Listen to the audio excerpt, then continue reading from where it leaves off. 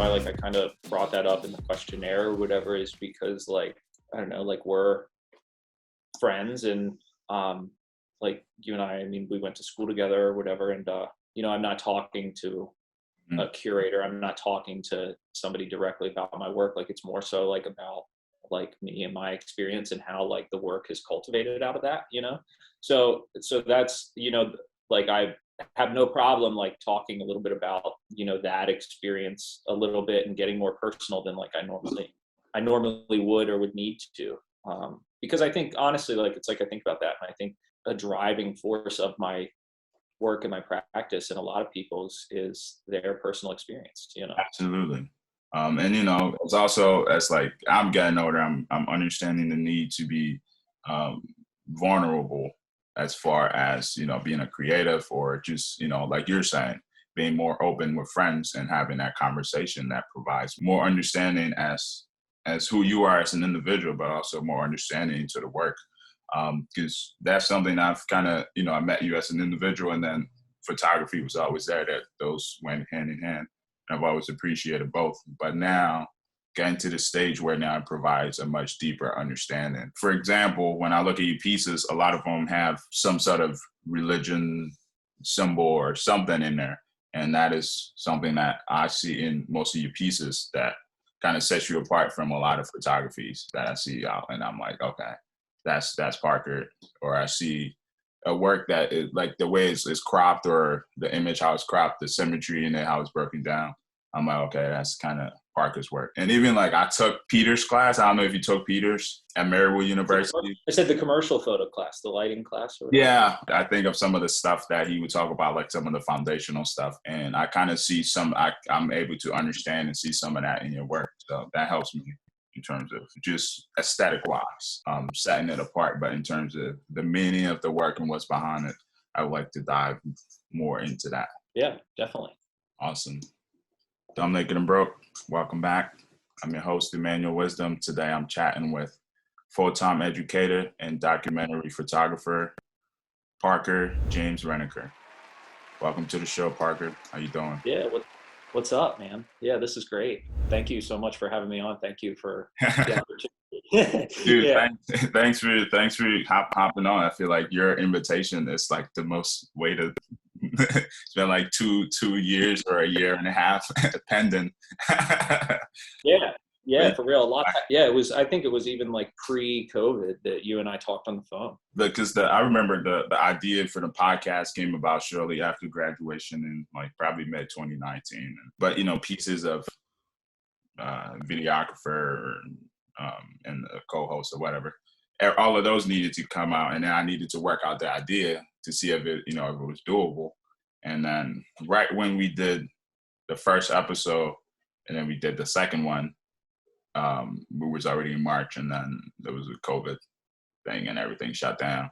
And I was like, okay, I'm not trying to take chances with us, doing this. So let's try and figure out the Zoom thing and all of that. Fast forward to 2021, glad to be able to not only like connect with, friends like yourself, but also be able to, chat work and a lot more. So that's been like the I would say like benefactor of kind of so far that I've noticed with the podcast is like time wise, I'm not able to connect with people and say, oh, I have an hour, let me chat with them. But through the podcast, I'm able to say, okay, what is this? When we chat, I'm like, what have you been up to and checking in and all of that. One thing I want to kind of get started with is you're still teaching. I took a semester off from teaching, so my sanity level has kind of gone up or dropped or leveled out a little bit. But it was crazy for a little bit. That's awesome. I feel you. Because it was like this, my first teaching experience was in the middle of a pandemic. And I'm like, okay, I'm already, trying to get over the teaching thing. And now you put a pandemic on top of it. So that was kind of hard to navigate, but we got through it.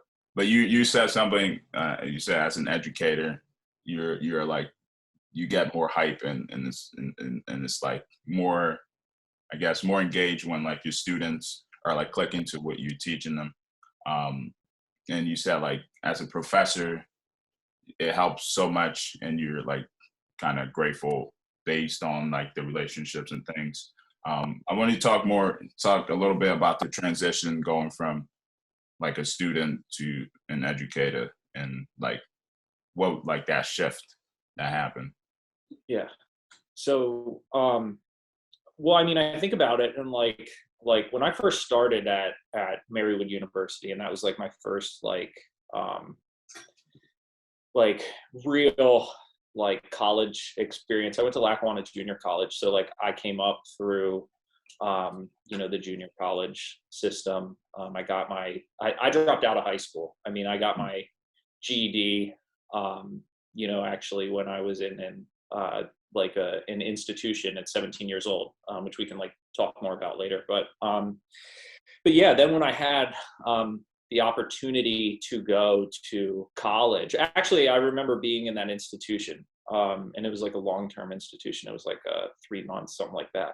And my roommate at the time, this kid, he was from South Carolina, and like, I mean, we were young, we were 16, 17 years old, and he got like his acceptance letter to Clemson through the mail there or whatever. And like, obviously, like, I mean, he was a kid and he hadn't like completely ran his life into the ground. But yeah, and I just remember thinking like, how cool is that? Like how, like, what a great feeling that must be. So like I always had this like attraction to higher education. I think too, like if I didn't have the experience that I had, growing up and like even dropping out of school and kind of like, putting college to the wayside and then like getting re-enrolled in Lackawanna Junior College when I was at a different institution outside of, another one.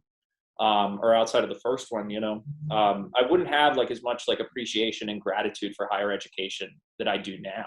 And like, so I transferred from Lackawanna Junior College. I didn't complete the associate's program. I just transferred from Lackawanna to Marywood University, where you and I met. And I remember I was an English major when I first started there, and I had this idea, that I either wanted to be like I was like secondary English education, or that I wanted to eventually like go to law school. And like me, like, I don't know, like I completely, like, I don't like confrontation. Like, I don't know what ever made me think that I could be a lawyer.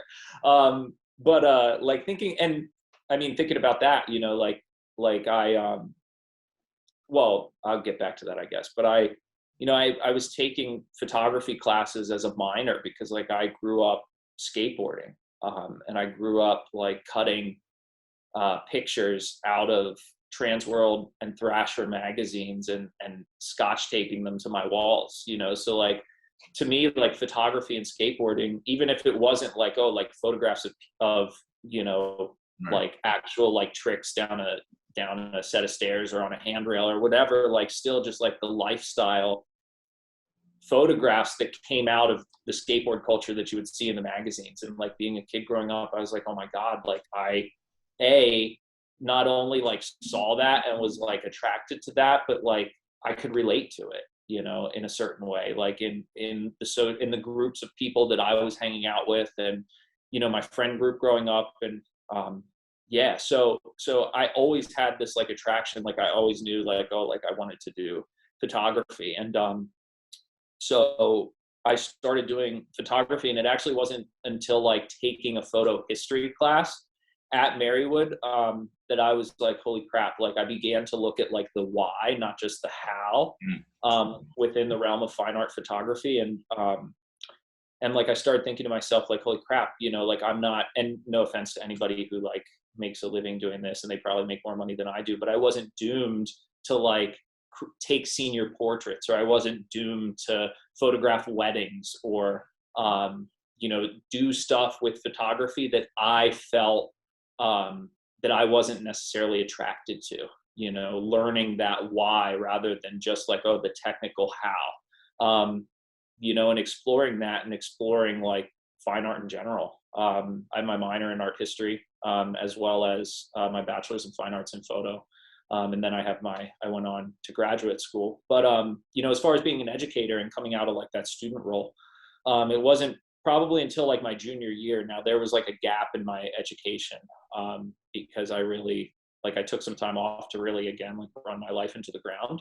And then like, again, like coming back into, a higher education setting, I think that even gave me a new gratitude towards higher education. And it was my relationship with my professors, Sam Alfano, Nico Kalianiotis, the Angry Greek. It was like having those relationships with my professors and them being like, hey, like, you're pretty good at this.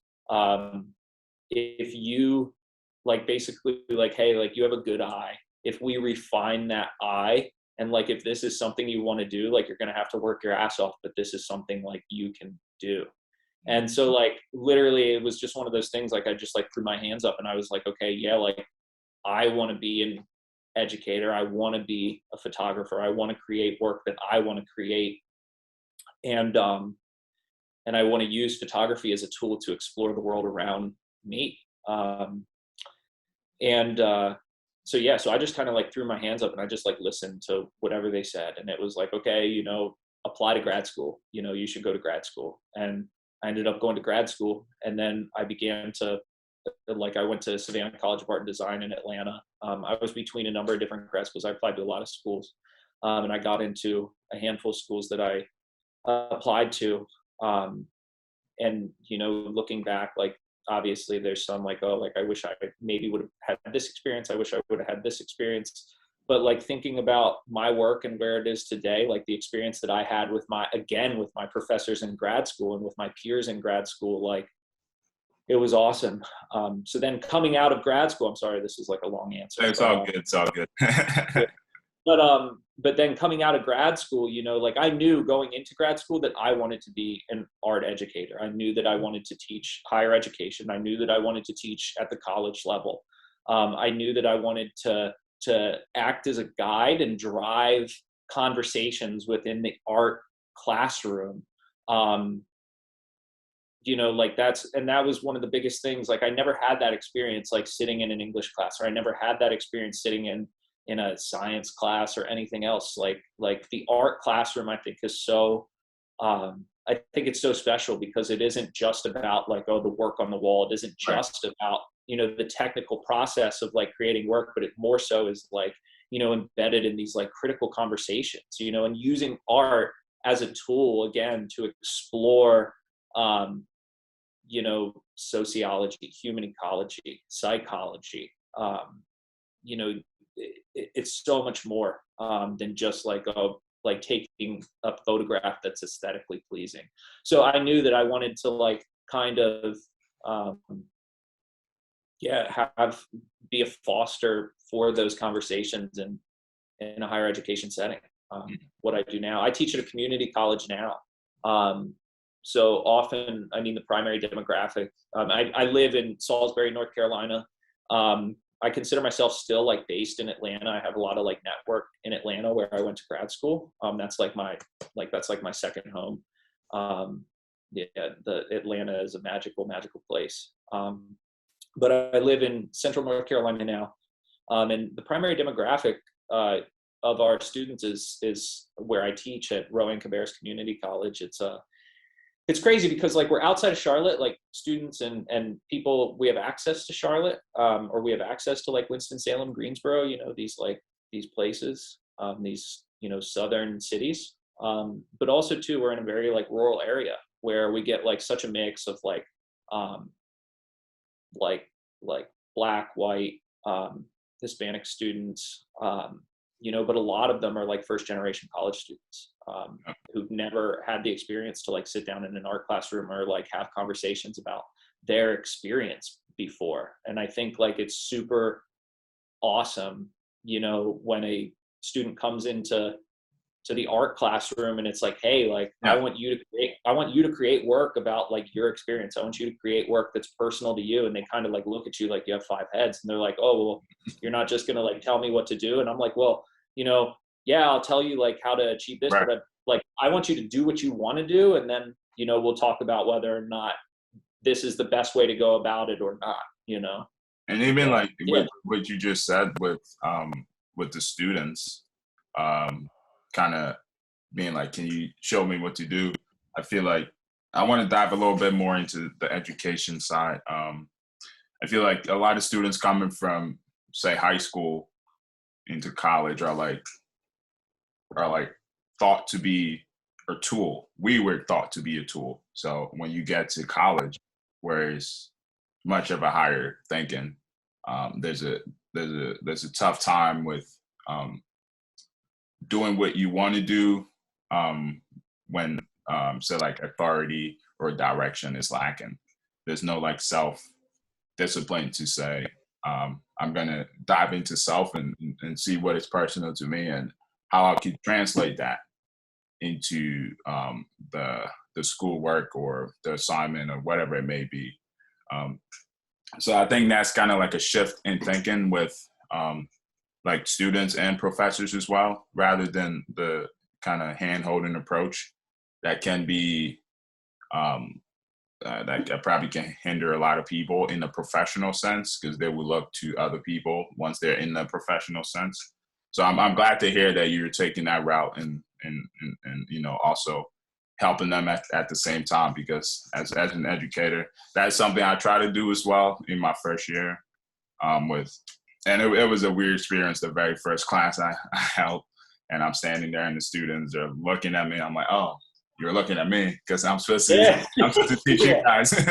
Yeah, I still feel that way. Like this is my third year teaching, and like I still feel that way. It's like, oh, the first day of class, you're like, oh, okay, Right, and for me, I'm like, so I'm a few years younger than you, so I'm like a lot more closer to them. So when I'm in the class, they're like, you a student? Like, who are you? Yeah. But once I show them my work, they understand why I'm out there. Yeah, definitely. Yeah, definitely. but connecting with the students has been very different. Like you said, people from different backgrounds, and that I appreciate about arts the most is that you can have these worldly conversations in a classroom, just because some people will put that personal experience into the art, and you don't get that in your other gen ed classes because it's you have to do specific things. And so the conversation in art has always been broad. And I feel like artists, regardless, if you're like a painter, I like to use the term creatives, like an umbrella term. Yeah. I feel like as creatives, we tackle a lot of social and worldly issues. And it's not like we are like problem solvers of those issues, but because that's how we create art, we have to think about the dynamics of things and the relationship of things. Like we do a lot more heavy thinking than the average like person think about the day-to-day basics of relationship to things, or maybe the government or education system, or we try and like answer those things in our own personal way in our work, and also show our relationship to how those things kind of affect us or not affect us. But keeping on the train of education, when I was at Marywood, my sophomore year, I was ready to drop out because one, I felt like I outgrown the school. It wasn't like creatively pushing me enough, and then two, I already knew what I wanted to do. So it was a weird dynamic. But three, I still have currently 3 younger siblings, and the one that's next to me is currently in Pittsburgh in pre-med school. So for me, understanding that dynamic, I was like, and you said earlier you're first generation college student. Same as me in terms of the 4 years and getting your bachelor's. So like I knew that was important for me to kind of stick that out, just so my siblings could know that it was kind of doable in the sense, because that kind of matters as well. But for me personally, sophomore year, I knew what I wanted to do, and college was kind of in a way, to be honest. So like the next 2 years was about sharpening my skills and getting out of there as fast as I could. What was that? You graduated from Marywood though, right? Yeah, I did. 2018. So for me, sophomore year though, I had already figured it out. And my question to you is, college or no college in terms of recommendation to like creative or art students? Or or is it something that you say get that life experience and then come back to and explore? Yeah. Yeah. Okay. So yeah, that's a That's really a tough one. well, yeah. So I think that's like that question is so broad when I think it like, I don't think there is like an umbrella answer to that question. Like I think it's completely based on the individual. Like I knew coming out of undergrad that I was ready to like go to grad school. I was like, you know what, like I need a graduate school experience. I don't want Right. this to end. Because like my junior and senior year at Marywood was when like I really started to like get a really good understanding of the direction my work was like kind of headed, Mm. and I needed to continue to grow that. Right.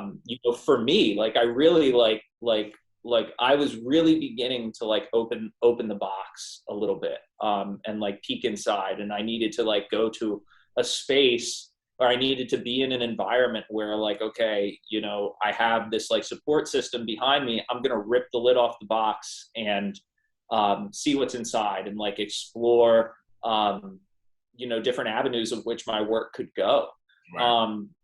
Where like I talk to a handful of people, and I have a couple students now, who like, I mean, we're like, where I teach now is like a 2-year school, and we work with the UN within, mostly the UNC college system, UNC Charlotte, UNC Greensboro, and I have a student right now who like we're pushing towards Chapel Hill, so like the main like UNC campus, and or the big one, and yeah, so but even then, talking to them, like, I see students and they're like, oh well, this is what I want to do, and it's like, oh well, are you sure? And especially with art too, like I think this is, and I don't know if this is the I don't know if this is the right direction to go with this conversation, but I think it's an important direction to think about. Like we think about art Right. growing up through high school, or we think about art in elementary school, and it's like something that isn't taken not seriously or whatever, but it isn't, it's almost like looked at as a period, Right.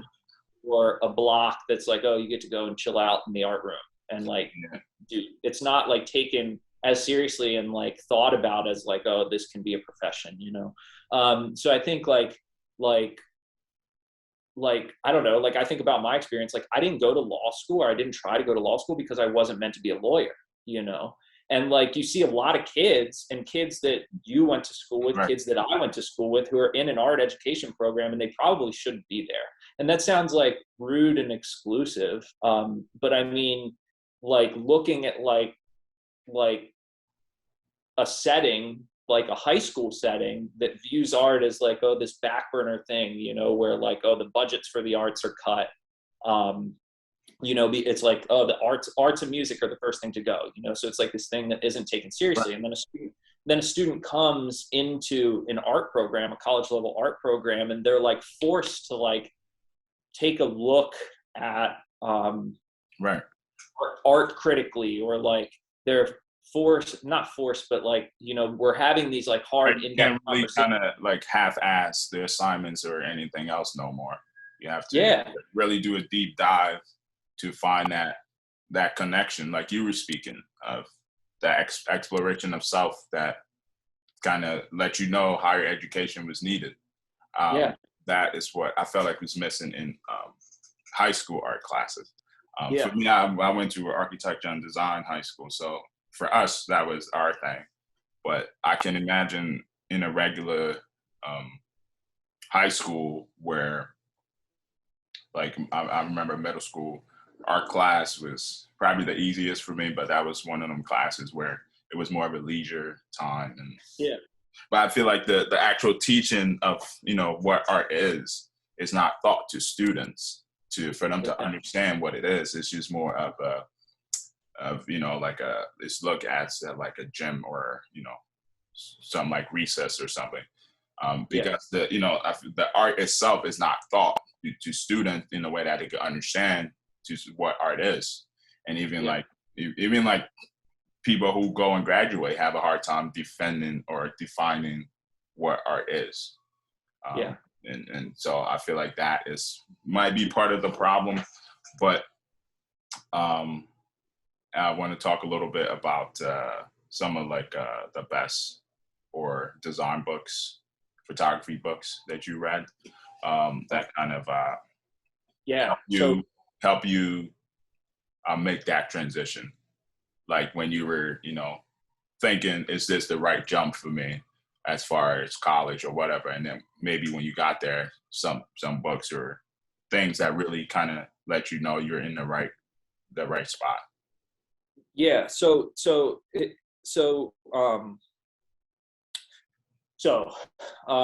taking again the history of photography class was like taking the hit at the time. I think I was a sophomore. Like I was at Marywood for like 6 years, dude. Because I took time off, and I came back in, and like I kind of like crawled back in through the door. And yeah. Honestly, speaking of Marywood, I think the last time you and I physically saw each other was, I don't know if you remember this, but either you was going up the stairwell in Sulaco and I was going down, but that was when the Meek Mill Championship album dropped, and you was telling me about it. You remember that? I think so. Yeah, that's I think like so. the last time I have of like physically seeing you. That was like around sophomore or junior year for me. Yeah. Well, even thinking about like even thinking about personal experiences, and we can like move on. And I'll come back to the question in a second. We can talk about this, but like and Marywood, like, I mean, you look at a place like Marywood, and like Marywood is a private Catholic school in northeastern Pennsylvania, in an area that is predominantly like white, like Roman Catholic, like right. like where like like I'm sure your experience at Marywood was completely different than mine, being one of like a handful of like Black students at the school. One definitely probably like Black graphic design student for a good handful of time until my senior year. Like 2 people was in the program. Yeah. For me, that's not something I look at, but continue. Well, I was just going to say like thinking about like my experience, and then like moving on out of Marywood, like I remember I was on my way to class the one day, and I think you were in the Mac lab. And like my friend group growing up, like, I mean, I grew up predominantly around like people who looked like me, maybe like from like a lower class, like a lower middle class background. But I grew up around kids who like looked like me, and I remember I got pulled over on my way to class one day, and I was late for a Photoshop class, and I came in to the classroom, and Sam was teaching the class, and I said something. I was like, oh, I got pulled over by a Dunmore cop, and the Dunmore cop was African American. And I was like, he was this Black cop. And I remember you spoke up and you said to me, you're like, what does that matter? You're like, oh, what does it matter? But like moving forward, then like thinking about my experience and like the language that like, we formulate around our environment,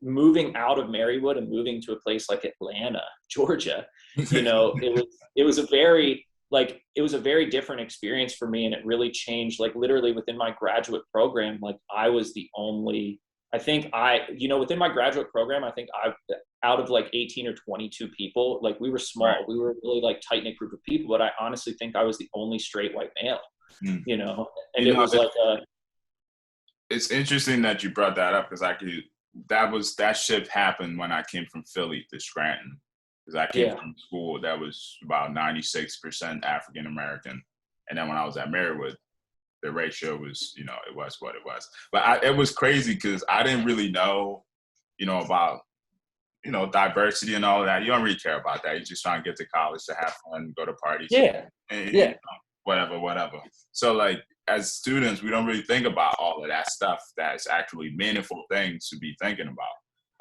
But I remember when I got to Marywood, it was just like Scranton. It was like a cultural shock from Philly. And I was like, wow, you guys are so close, but so different from us. in the sense of, just openness, or just in terms of the people that are in the city. Um, Yeah. but, but also that kind of helped in terms of, getting some of those, Philly energy that only Philly people understand out the way, so I could get to the real education. Yeah. So, like it's kind of needed, like you were saying, to put yourself in those different environments where you might go from being comfortable to the only person, or being in the minority, but that invites a lot of learning, opportunities and ways to kind of reset who you are, Well, as a well, person. and that, well, I was gonna say, and that, like, and that's kind of like my point, like that, you know, coming into, like, talk about an environment where, like, you begin and it's encouraged to, like, question your own experience, and, like, say, like, oh, like almost like hold yourself accountable in a lot of Right. ways, within the art classroom more so than, like, you don't have that opportunity anywhere else in the realm of higher education except, like, art and design. It's like you begin to have those, well, I mean, maybe like psychology, sociology, and Mm. anthropology and stuff like that, but but I mean, even then you're looking at the past, And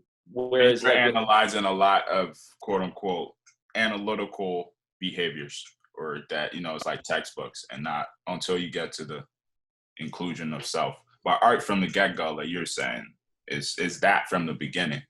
yeah, yeah, definitely. And to lead back to the question, like it wasn't until, so during my, I think I was a sophomore. Again, like, I mean, I was all over the place within, like, my time at Marywood, but I think I was a sophomore, and I was taking a large format photography class. So it was basically like advanced black and white photography, advanced darkroom photo. And we were working with 4x5 camera. I've one of my 4x5 cameras laying around here, whatever, it's not important. But a large, we were working with 4x5 negatives, in which case it was a very hands-on process of making a photograph. It wasn't like with a 35mm camera, it's like in black and white or whatever, it's like, oh, click, like, yeah, I have, like, some sort of controller or whatever, but at the end of the day, when I go to develop the film, like, there's kind of like a little bit of a hope and a prayer and, like, chance, like, oh, I hope this comes out, whereas, like, with large format, I really began to understand, like, the control that I had over the image, and, like, I actually began to like think in like black and white in a way. Like, I could, like, I could be able to see the image that I was going to make before Right. I press the shutter, if that made. That's very interesting. That makes a lot of sense, because that's how I work. If you look at my work, like, Yeah. it's very black and white, and then, like, colored comes towards, say, when it's like 90 something percent done. But that Yeah. makes sense, because when you're able to, like, break, I remember, it's probably like, John Meza and Marywood. Yeah. Yes. Yeah. It's He was probably the, John, yeah. or one of He was a them. graphic design professor, Yeah, right? yeah. Yeah. Yeah. I know who he Um, was. and yeah, he was my advisor as well. So, like, him and I chopped it up frequently. But we was talking, and I think we were talking about, like, working out a problem, like a design problem, in black and white first, because then it's easily transferable, and you can add color. And as far as simplicity, for a fact that, because if you design something in color, you have to simplify so it works in black and white. So if it's, for a cheaper printing or whatever. But Yeah. when you reverse the order, where you're working, with black and white, then by the time you get to the color, that whole process is done. You don't really got to go back and think about. That's crazy. I never thought about that with design. Like, Yeah, that's, but this is what, as you was talking, it made so much sense, because it's so similar, yeah. and in terms of just how you're able to, the end product, chop it up and say, because with design you gotta, if you gotta, have files for web, for print, if it's going, specific resolutions.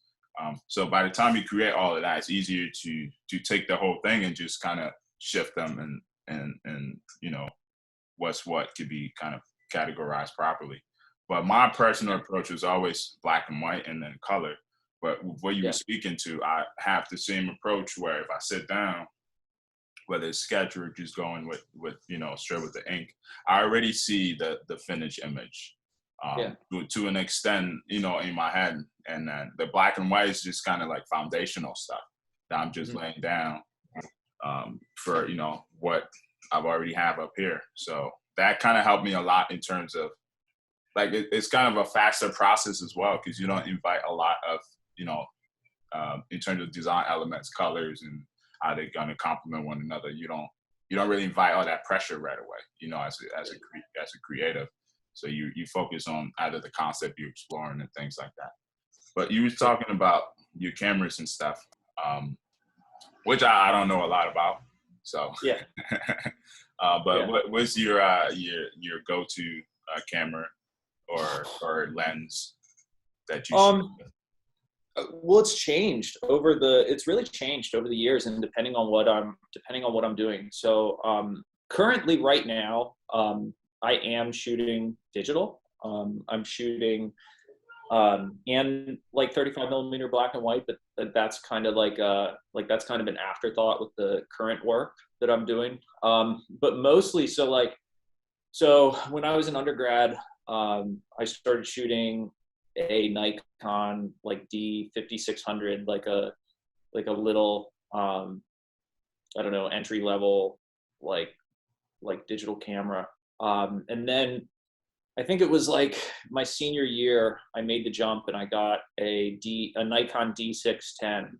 Um, and it had like a battery grip. It was big and bulky. Like whenever I'd go out and photograph, like it's funny, like the attitude that comes with, or the attitude of people and how they view like cameras. right?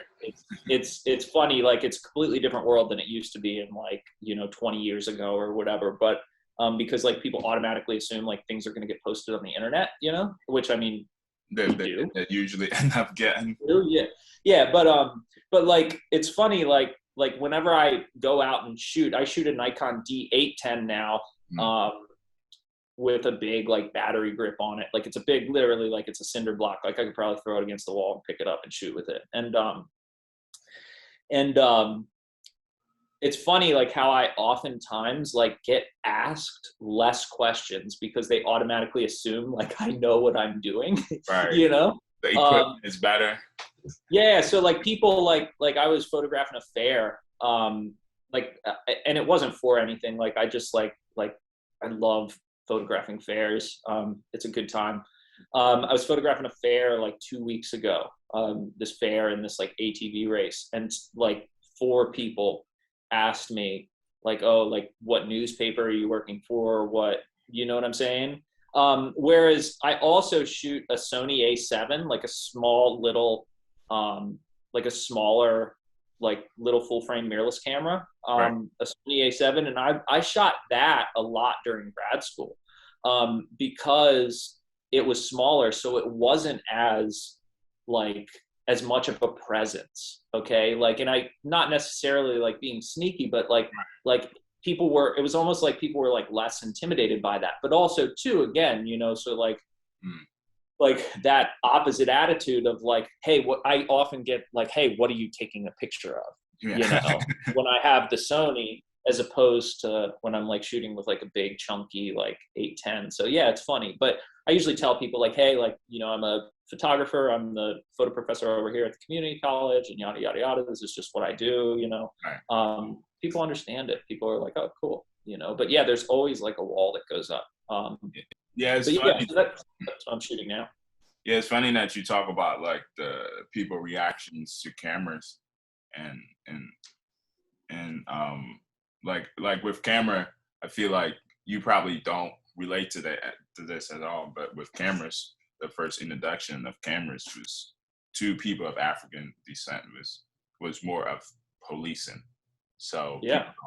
people don't understand that. So a lot of like people of African American descent, Black Americans, are still feel that nerves and things if you put a camera in that face, because it was Yeah. more of a we got you on camera and you can't do anything about it.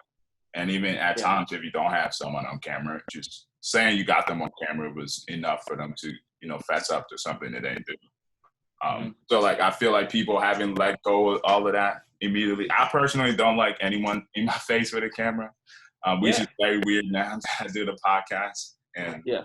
And whenever we shoot in person, I'm like, give me like 10 minutes. Let me get in the zone and things like that. But it's a whole thing. It's a whole process. And it's funny because like literally, like if I was like out, like just living my life and I saw somebody like, oh, taking a picture of me, like I would probably be offended. I'd be like, yo, like, you know what I mean? Like, oh man.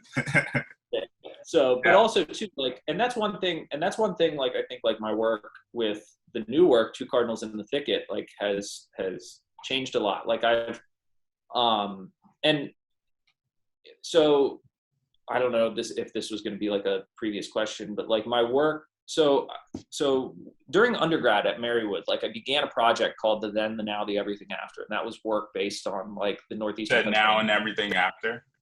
Yeah, the then, the now, the everything after. That was work that was based in Northeastern Pennsylvania. That was like in the coal region. And that was like such a reflection of, I don't know, like I was really thinking about like, again, like my personal experience, more so conceptually. So like there was a lot of like heavy highlight or like, very detailed highlights, like deep saturated highlights, and then really dark shadows. So like you had this conflict of like light and shadow, or like, light and darkness, or good and evil in a way. And that's how kind of like I like manifested, personally, that concept with that early work. And I was shooting a lot with the professor Nico Kalianiotis. He's still like one of my very close friends. He was an adjunct professor while we were at Marywood. And him and I began shooting together. We would go out and we would go and just photograph and just literally just walk around Scranton, Avoca, Pittston, Wilkes-Barre, like wherever, Plymouth, like we were up and down through the valley. I wrote an essay titled The Rain and the Love for his first monograph, America in a Trance, that was published by Damiani in Italy. And that was like I was beyond blessed for that opportunity to do that. And the essay in that book, and the essay in his book, like I wrote an essay, and then this other dude, Seamus, wrote an essay. I forget what the essay's titled. I'd have to pull the book, but we did a panel discussion about the book at the University of Scranton. We were talking about how like my essay was like the young man and his essay was like the old man, and how it was like almost like the two essays were like talking to one another. So like I've always been like invested in this idea of like small town America and like small town value, I guess you could say. But I was always like working at a distance. So like I was always like interested in space and like building a frame. Like you would see like a lot of like banded compositions, like the street at the bottom of the frame, the sidewalk buildings in the middle of the frame, and then the sky at the top of the frame. And that was something that I carried with me into graduate school. Like I was working on two projects in graduate school. One was titled In His Image, which was a series of photographs in North Georgia, taken in like the Appalachian foothills there in North Georgia, small towns. It was an area that was actually one of the biggest producers in like the carpeting and hardwood flooring industry here in the United States. And like you think about like textile mills and what cotton means to the South, and so like that industry coming out of like slave cotton production, like and then during 2008, the Great Recession, like Dalton County, I think Dalton, Georgia, the town of Dalton, Georgia, had more layoffs per capita than any other town in the United States, and it was all like carpet industry, hardwood floor industry. It was interesting. So I had the opportunity. I was going and I was making that work, and I titled it In His Image because it was like really like my first introduction to like the Bible Belt. But like the first couple edits that I was working with as a series like only included female figures, like female subjects. So it'd be like my interactions, or like I'd photograph like it would be like women in these towns, I guess you could say. And I was raised by my mom. So like this idea of like, oh, like the contrast of like, oh, like what you learn in organized religion about the male figure, and then like I don't know. But then also too, I started working in New Mexico on a project called Running from the Sun. And the title of that came about, it was like my first time driving out to New Mexico from Atlanta.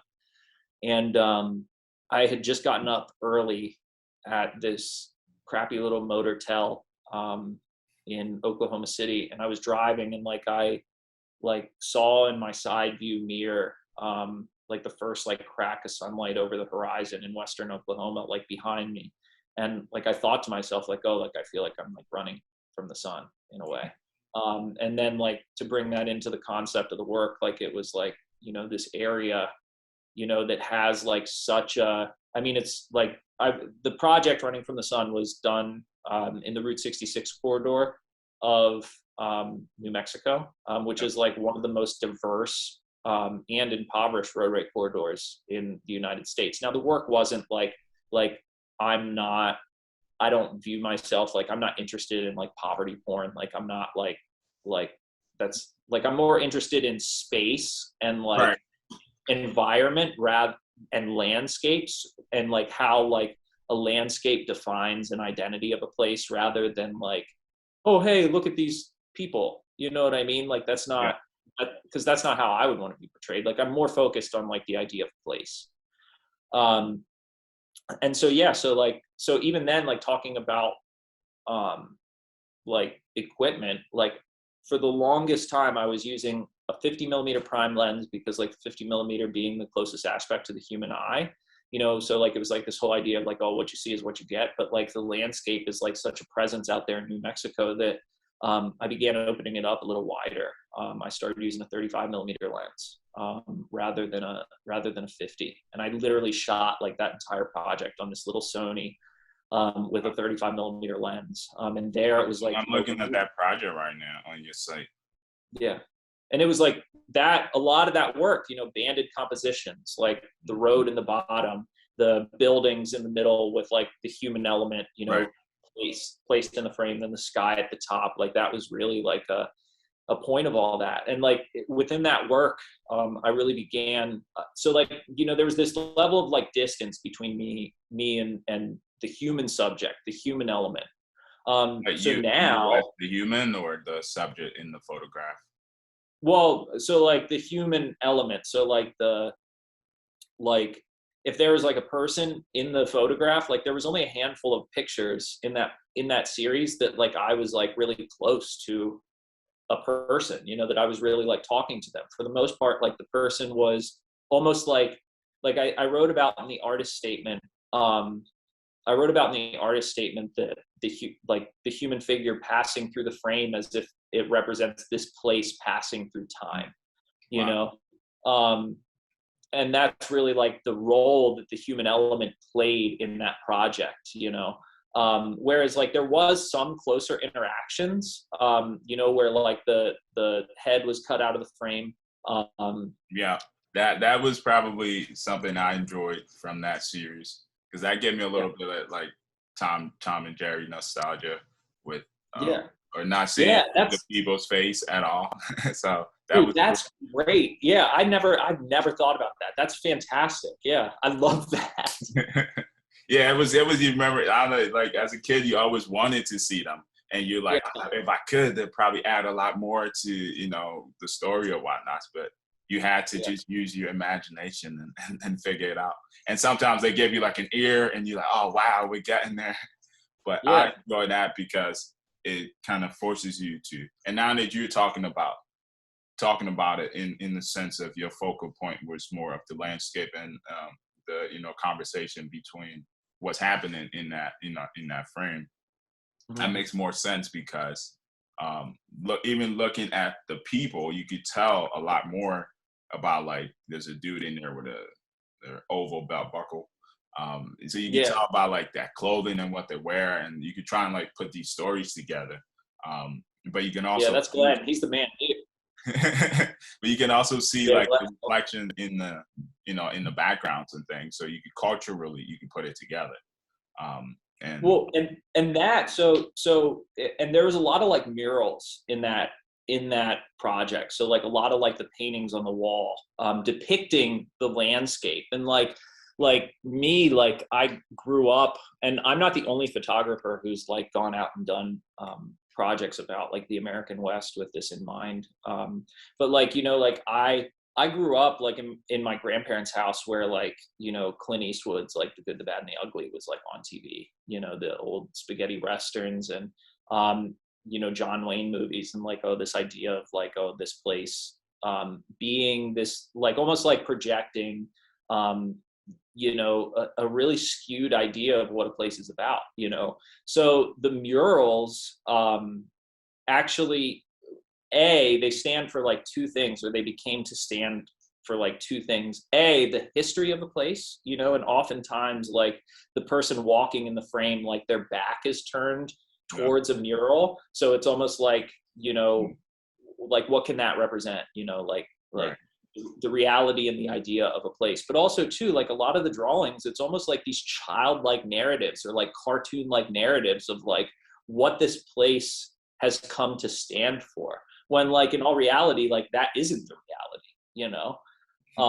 That does exist there, like, yeah, these beautiful like mesas and like beautiful like desert landscape does exist there, but like it's also like a very like hard place to live, you know. It's a very like you need to adapt the way that you live to Right.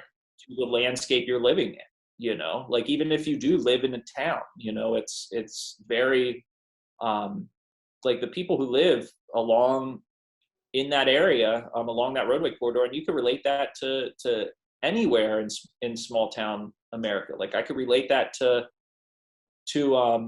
northeastern Pennsylvania. Like, you know, this idea where it's like a Right. hard place to do things, and it's hard to do what you want, and it's hard to like say things or do things and get people to care, you know. And like, yeah, so like conveying that difficulty and conveying that relationship between place, I think was important, you know. Yeah, I can even like, speaking of the mural, I can even relate that to like, you know, growing up in Philly with Yeah. just like the murals are meant to inspire. So Yeah. so like I could see that dynamic of, you know, a mural out there kind of depicting a little bit exaggerated landscape or like lifestyle. You know, possibly for something that's hoped for. But I want to kind of shift a bit here.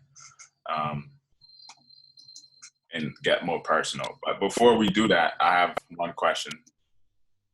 Quick question for you. Do you pour your cereal before your milk? Yeah, I do. I pour my cereal before my milk. Great. Psyche check. Yeah.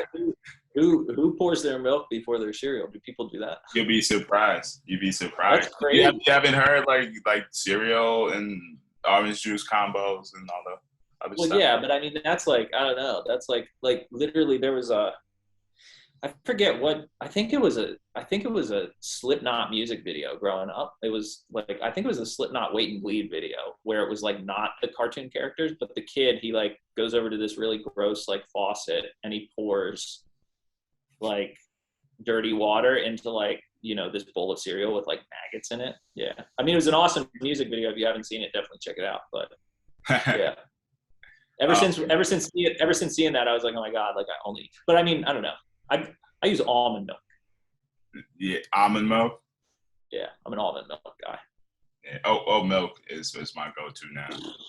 So good. Yeah. It's like I don't know. I think it's kind of the whole. It's very weird because like when you think about all of the whole dynamic of growing up and the food you was given, and now all of a sudden those food are bad, but back then those food were approved by the health department. Yeah. You know what I'm saying? It's very weird thinking about that dynamic of people approving stuff, and then now it's like, oh well, you know, it's not really food. Yeah. Yeah. So it's like the dynamic of food has been interesting when I think about it. But you know, it is what it is, and you know, I try as a person. my go-to now is like, before, like getting the studio started and all of that, it was like Red Bull coffee and, all sorts of hours. I was Yeah. getting results, don't get me wrong, but then health-wise, that was not good. And I was in the hospital for a bit because I had a stomach thing. And so I Yeah. was like, all of this stuff matters. And then I had to like put myself on to like gut health education and understand the dynamics of what I was putting in my body. And I made the shift from going from, coffee. Like I was at one point before college, I wasn't drinking coffee. I got to college, I got hooked on coffee. Post college, I couldn't stop drinking coffee until I went through that whole thing. And then coffee's no longer in the equation. But even now when I try and drink coffee, my body is just like, it doesn't even like accept it as much. But like now I do like more organic route with like smoothies and like just like eating overall healthy. But I realized that improved my like psyche, and as a creative person, it provided me with a lot of balance than going from, like during the day, like a peak, then crash because of the food or sugar, and then, going on that wave. It's more of a either steady glide, or based on what I'm eating, the energy goes through the roof. So like as a person, I try to think about that whole dynamic as a creative and understanding, food. And because as a creative, we are like one man, one woman machinery. And so we got to think of, if you were like a car, what gasoline is best for you, and what mechanic and other things in the car that needs changing. So I think of it that way. And the show Dumb, Naked, and Broke is more about understanding the dynamic of creatives and like the journey and the process of creatives. I personally like understanding the formula that creatives have, created upon themselves or came up with or tweaked to apply to their own lives, because I feel like those formulas could be applied to any part of the creative aspect. It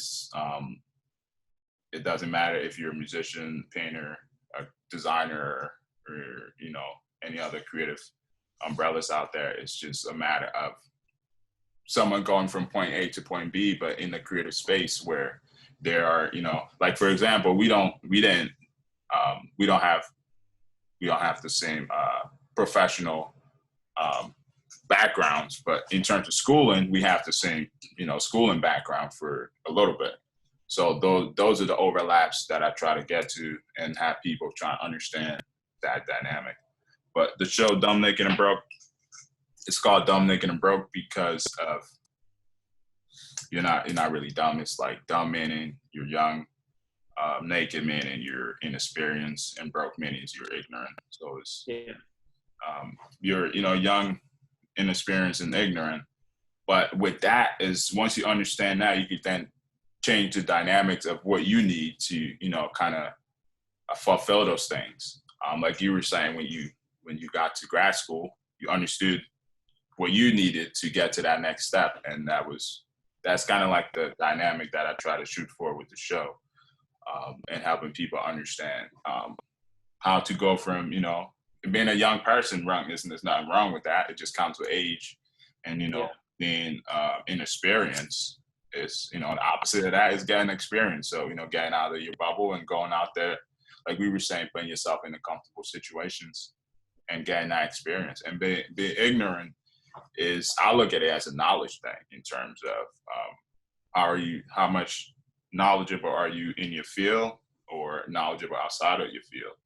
And I think those three things combined can help any creative person just kind of elevate their craft or just that personal life in general.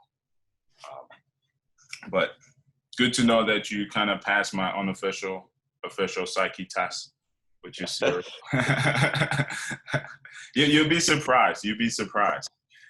It's one of them answers where you gotta like pause the interview for a little bit. It's good. Oh man. But speaking about a little more personal, on a more personal note, we were chatting earlier about you being like an IV drug user for about 10 years or 10 years ago, Yeah. before getting into your current work. Or that kind of, I don't know, like you could more explain the story. Was that like a thing that happened and then photography happened? Or was it something that happened and then you kind of unstrangling yourself from it, and then photography was in the mix that then Yeah. So is leading into your new upcoming series. What is the title? The the Cardinals, Cardinals. Cardinals in the Thicketh. Yeah. That is kind of focused on ecology and the relationship of people and Yeah. in their environments. Yeah. So, I mean, yeah, that's like I mean, it's a long, long story, but which I mean, oftentimes, like I mean, in the realm of in the realm of fine art, like I cater to I cater to like galleries and publications, and like that's where like my work like lives, so oftentimes it's like when I have a collector who's like buying an artwork or whatever, buying a photograph, it's like they don't know. Right. It's not like, I don't know, it's not like I have an opportunity via these like publications or via like a gallery and via like selling my work and stuff. I don't have the opportunity, or I never like, I don't have the opportunity to dive into like personal experience, personal history. And you and I were talking before we started like recording or whatever about, you and I being friends and this being a platform to like talk about experience, and maybe, somebody Right. like, listens to this or whatever, and they're like, holy crap, like yeah, like I know somebody who had an experience like that. But yeah, I mean, I started using drugs and alcohol at like such a young age, and when I did, it was like, I think I was in like 8th grade or something like that. And when I discovered it, I felt like I like had missed, or I felt like I had discovered the memo that like everybody else had read. I was like, oh my God, like how did I miss this? How was I living my life, before this? Like, and I mean, that's like 12, 13 years old, you know what I mean? Like up until the time I was 12 or 13 and I had, started using drugs and alcohol regularly, like I felt inadequate. I always felt less than. I never felt good enough, and I feel like a lot of kids, they don't, I don't know. Yeah, I mean, sure, that's like normal, like attitudes of like young people and teenagers and like coming into yourself. But yeah, when I discovered that, I was like, oh man, this is awesome. This is the ticket. And that's all I wanted to do. All my thoughts like just revolved around that. And like I said to you earlier, I dropped out of high school, because it was getting in the way of what I wanted to do, and fast forward a little bit, at 17 years old, I ended up into, an inpatient treatment center for adolescents with drugs and, for drugs and alcohol. What was that your decision, or did something happen? No, that was like, I got in trouble. Yeah, I'd gotten in trouble. I was facing some like, just like, I mean, at the time it was like BS, because like at this period, from like literally like 15 to 21, I was 15 to 22. It was like I was in and out of legal trouble, and yeah, due to my actions, and like, so I ended up in a treatment center. I got out of the treatment center, and like within a matter of like a month, I was back in the treatment center for long term. I ended up leaving. I was in the treatment center for 3 months, and then I ended up going to a halfway house, and I was the youngest person in the halfway house in northeastern Pennsylvania. That's how I ended up in Scranton. And yeah, and I worked at this like, and I wasn't like, I wasn't necessarily using hard drugs. I was really like deep into Xanax at the time, and abusing prescription medication, and Yeah, and I I was working at Lowe's there in Dixon City. I was driving a forklift. It was awesome. I'm forklift certified.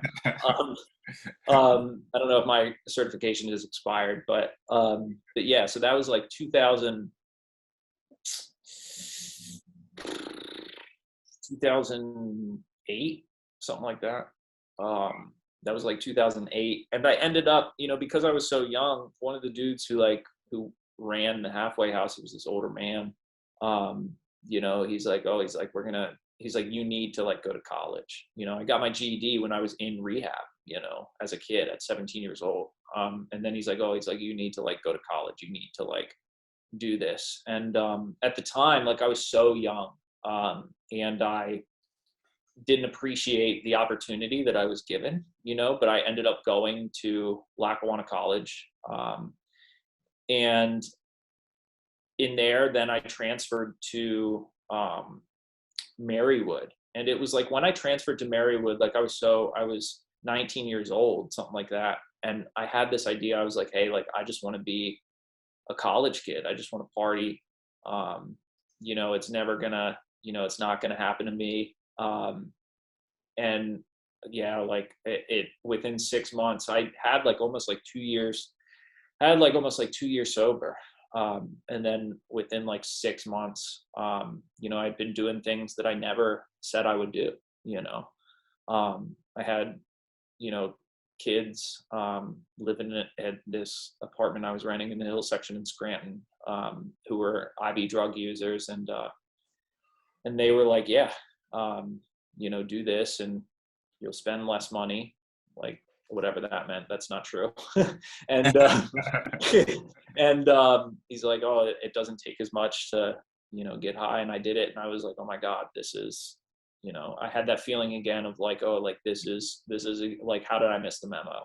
This is exactly what I had been looking for. And then from there, it was off to the races. Over the course of about 2 years, I had taken time off from Marywood.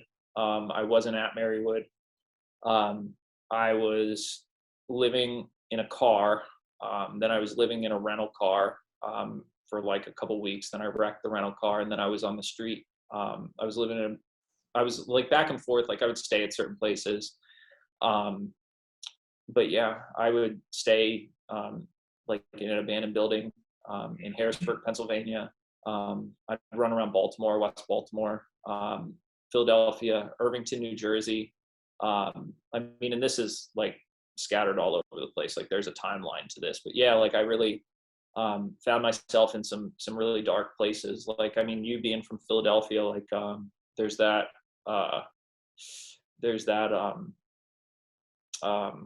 Instagram page called Kensington Beach. That's really like it's really hard to look at. Dude, I'm working in Kensington right now doing Are you really? Yeah, I mean, I was running up. I was never like I would never, like I've been there a couple times. Like I would run around K&A, but I mean, for the most part, like I stayed in the letters. Yeah, I'm definitely in the heart of all of it. It's funny. Yeah, G Street. Don't mean to like cut you up in the middle of your story. Oh, you're good. But that K&A, whatever, Kensington, Allegheny, for non-Philly peeps. Yeah. Like it's such a like a in terms of like heat, it's such a like a hot spot that like a lot of things kind of like ripple out of that center point. But like the thing I'm doing, I'm not hanging out there as much, but I'm working out there. Don't want to give too much away with a client before they kick me off that project. Yeah. but I'm working. I'm doing a mural out there with my buddy Eric, Yeah. who also went to Marywood, but he's now a muralist, illustrator. And we started with in the building, and now we're on the outside. But the owners have a couple stores on Kensington Ave, and they were like, well, you guys need to like help us beautify, the place and put a mural on the roll down gates or something on the walls and things. It's like, sure. And we were pitching the concept and stuff, and Eric comes up. He goes, Eric's a white kid from Ambler. So it kind of there's a contrast when him and I are like, together, and things we talk about is always a contrast, which is always good because Yeah. it's a lot of learning. But he was like, dude, for this schedule, we're working from 7 to 3, no longer, from 7 in the morning to 3 p.m. And I'm punching out. Yeah. I was like, dude, it's not Well, that bad out here. He was like, yep, I'm not going past 3 p.m. Yeah.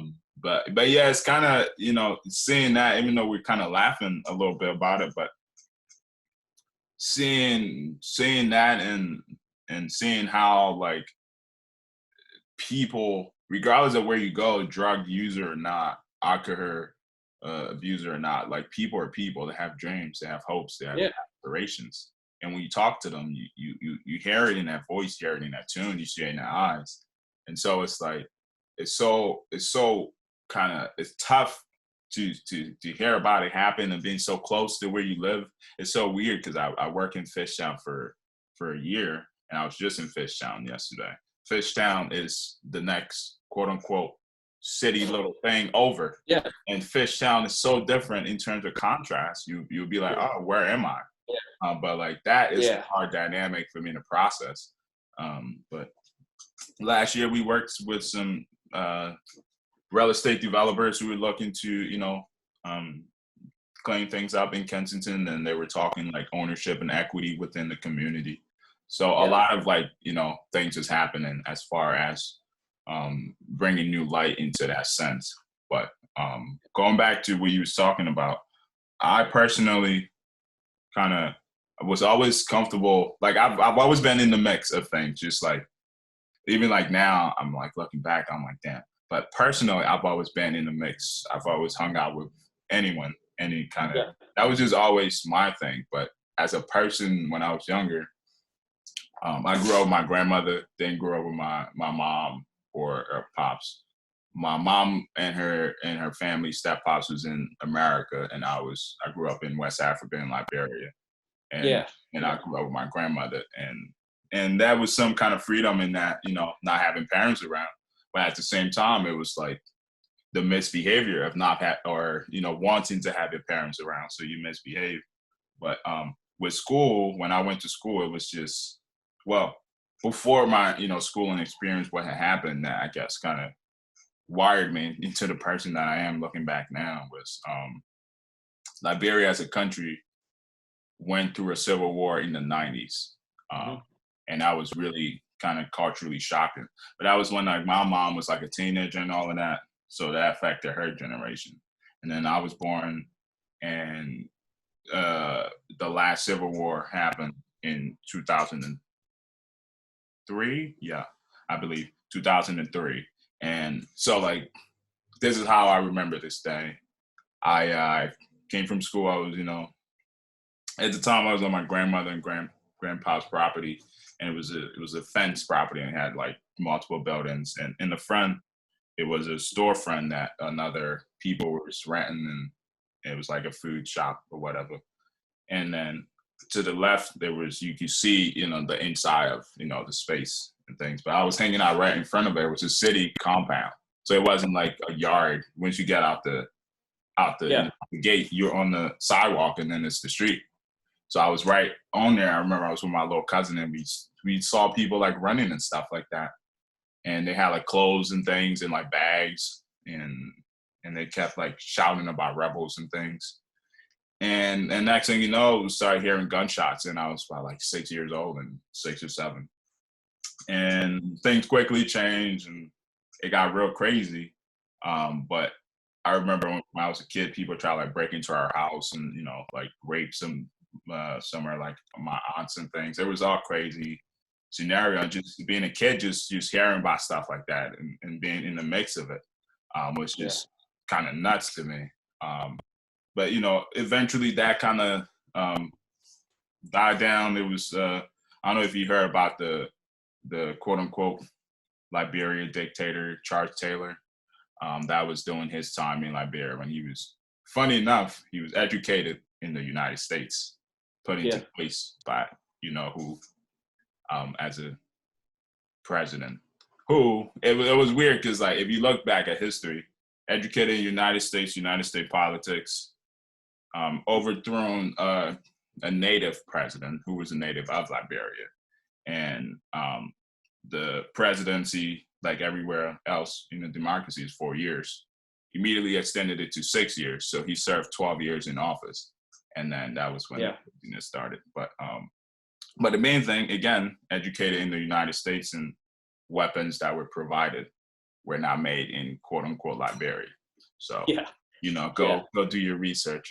But Yeah. that dynamic was like when I was younger. And then, so schooling, when, I was in school, I want to say 5th grade. I was like a straight A student up to 5th grade. And then school just wasn't school no more. Yeah. But I that was when I started drinking, when I was in the 5th grade, super young. Damn. Yeah. It was just like, yeah, it was mad young, dude, mad young. It was 5th grade, was like, it wasn't like drinking. It was just like, testing it out, and you burn your chest. And then you don't try it for like maybe 2 months or so. But then when I got into 6th and 7th grade was really when I was about to probably get crazy. Was when I met my friends, quote unquote, who I thought were my friends, but I met, that group of people that you have, things in common with. And we would skip school, go to the beach.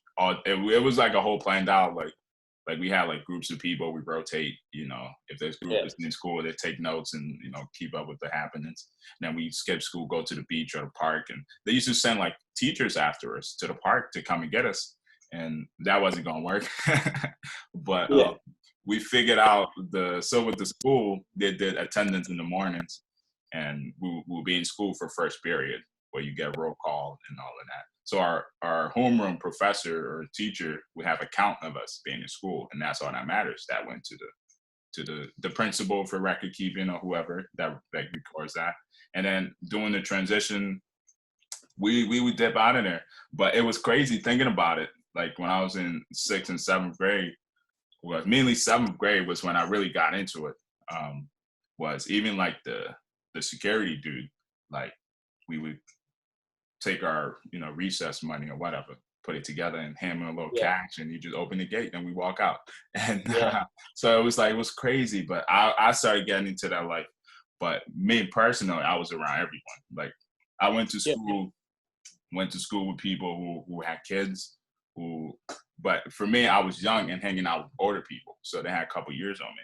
But it was like like parents, or they're we're actually like smoking cigarettes. Which the one thing my grandmother was like, you can't smoke, because she smoked cigarettes and told me all them stories. So as a person, I was like, yeah, I'm not doing that.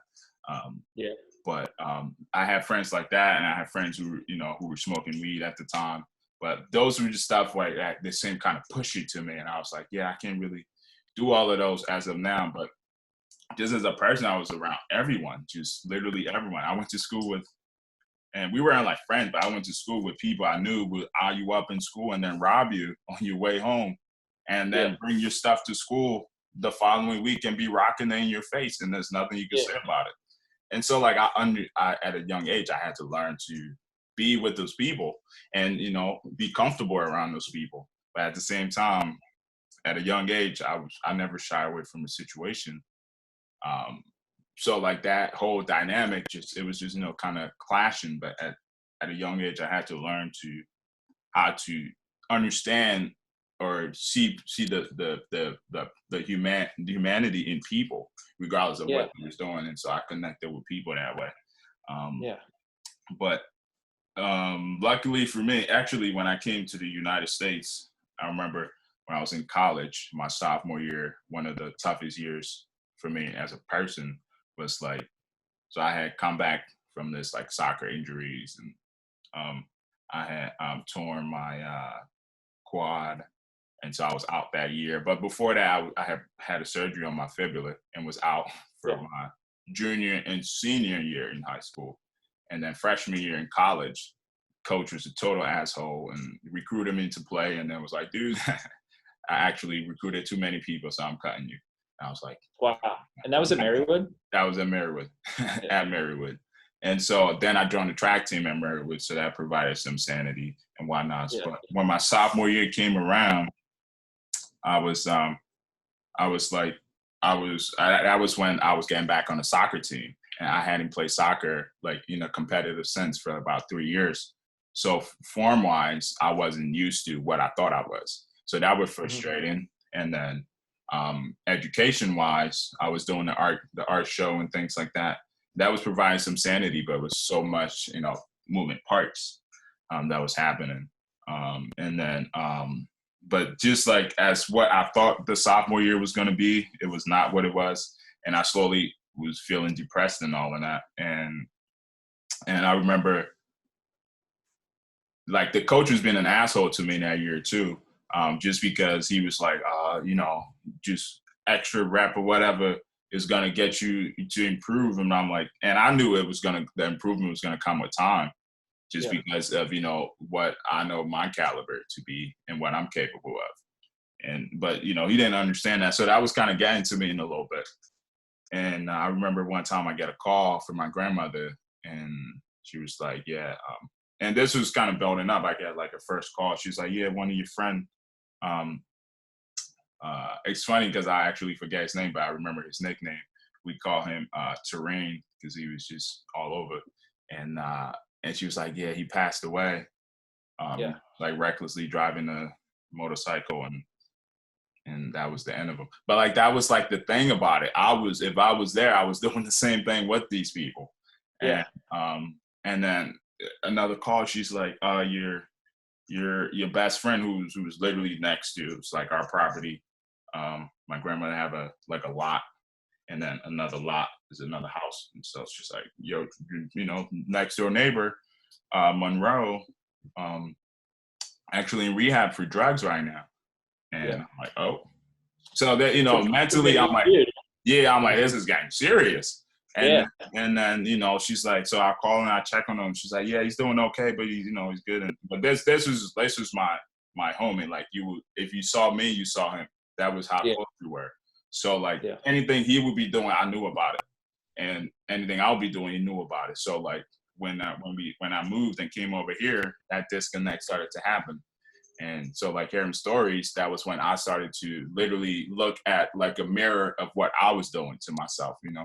Um, and she's like, yeah, he got out of rehab. He's kind of stable.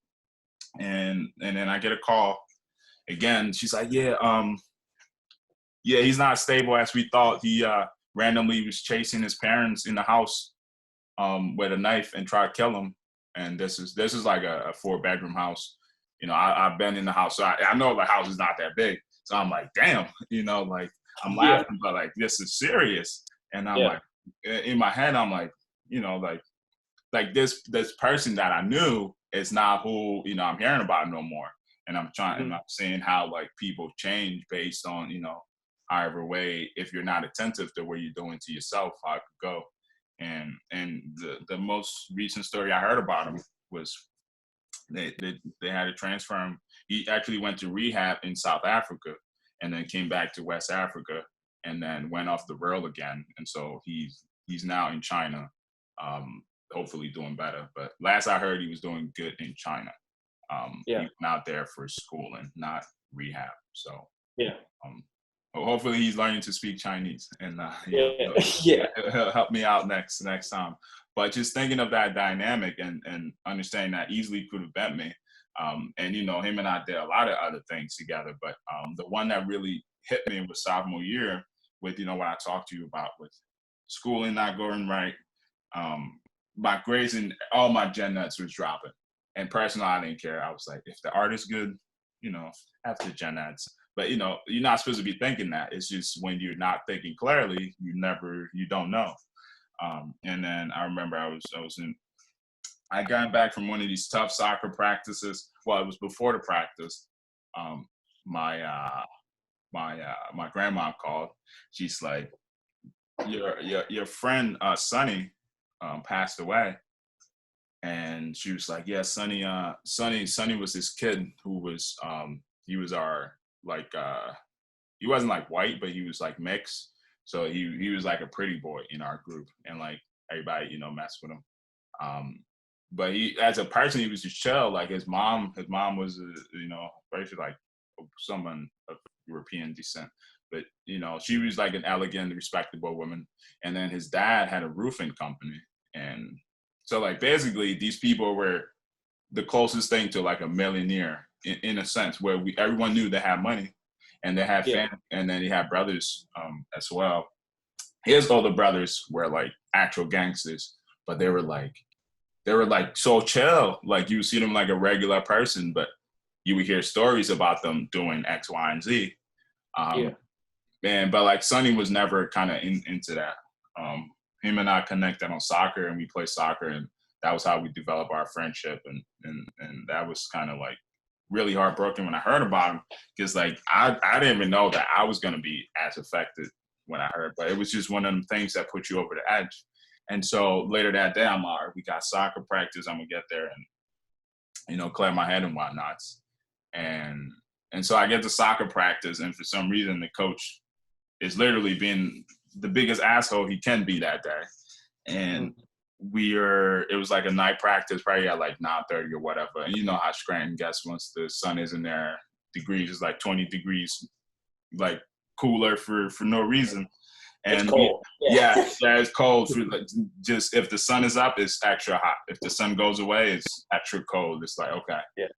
So we had night practice, and this is a practice that's about 2.5 to 3 hours, where you do, the warm-ups, you do conditioning maybe, and then we do like, small practice games.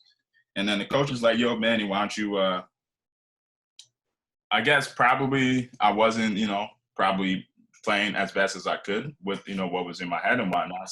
We was like, Manny, why don't you, once we created like the smaller practice teams, like, Manny, why don't you stand on the sideline? I'll get you later.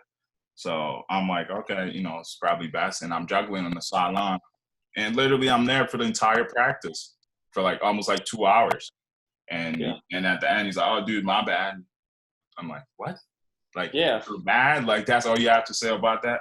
So, but when I remember I went back to my dorm, and I felt like this level of depression for like the first time in my life.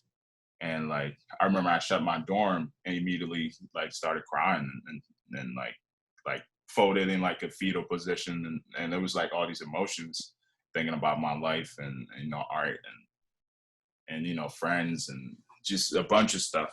And I called my mom, and we was chatting a little bit. And she was like, "Are you suicidal?" I'm like, "No, I'm good, Mom." She's like, It's such a thing when you in the Black community when you talk about things like this." And she was like, "But for me, I'm going to talk about whatever on my mind." But it was one of them points where I needed to talk to someone. That was the first time I felt that.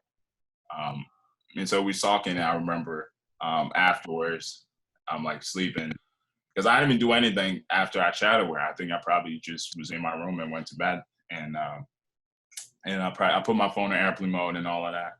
And I remember it's like 3, 4 in the morning. I'm sleeping, and security is like do, and I wake up. I'm like, who the hell is that banging on my door?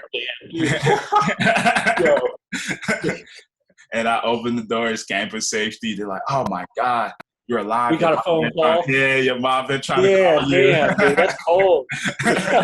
Yo. I was like, yeah, I'm alive. I'll hit her up tomorrow.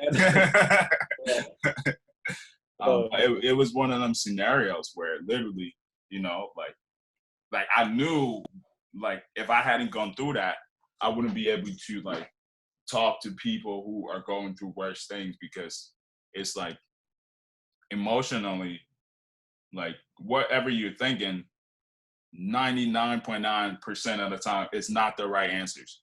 But like your brain and everything else, just it kind of processes it, and you go through all of this thing, and you're like, okay, this is where I need to be, this is what I need to do. And until you talk to someone or step outside of that, you can never actually understand that you were 100% in the wrong. And I was just literally, I was just having this conversation with with like a buddy of mine the other day, and like he's like going through like a lot of life changes. He's like getting ready to leave a career and pick up and like go. And we were talking, and I said, I was like, not that your feelings aren't valid and they need to be like recognized, but also too, like, oftentimes like feelings aren't facts, and like when that mix up, like I mean, everybody plays into that. You know what I mean? Everybody plays into like, oh, I feel this way. So, but if we really like, I don't know, take a step back and like look at things, or I don't know, I think that's really where like gratitude comes into play. Right. But it's so difficult. And colleges now, like I was just listening, like we were down in Charlotte last night for dinner, and it's like a 45-minute drive, and we'll like pop on NPR. But there's like students out at UNC Chapel Hill, University of North Carolina. Um, they were having like a wellness week or something like that, or like a wellness day for students. And like I think like mental health in general isn't like Right. talked about among students here in the United States. Like I think it's like such an issue, you know, and like depending obviously on personal experience, like at Marywood, dude, like I was really like in the thick of things. Like I was like knee deep in like I don't know, I was probably had like, you know, an $80 to $100 a day heroin habit.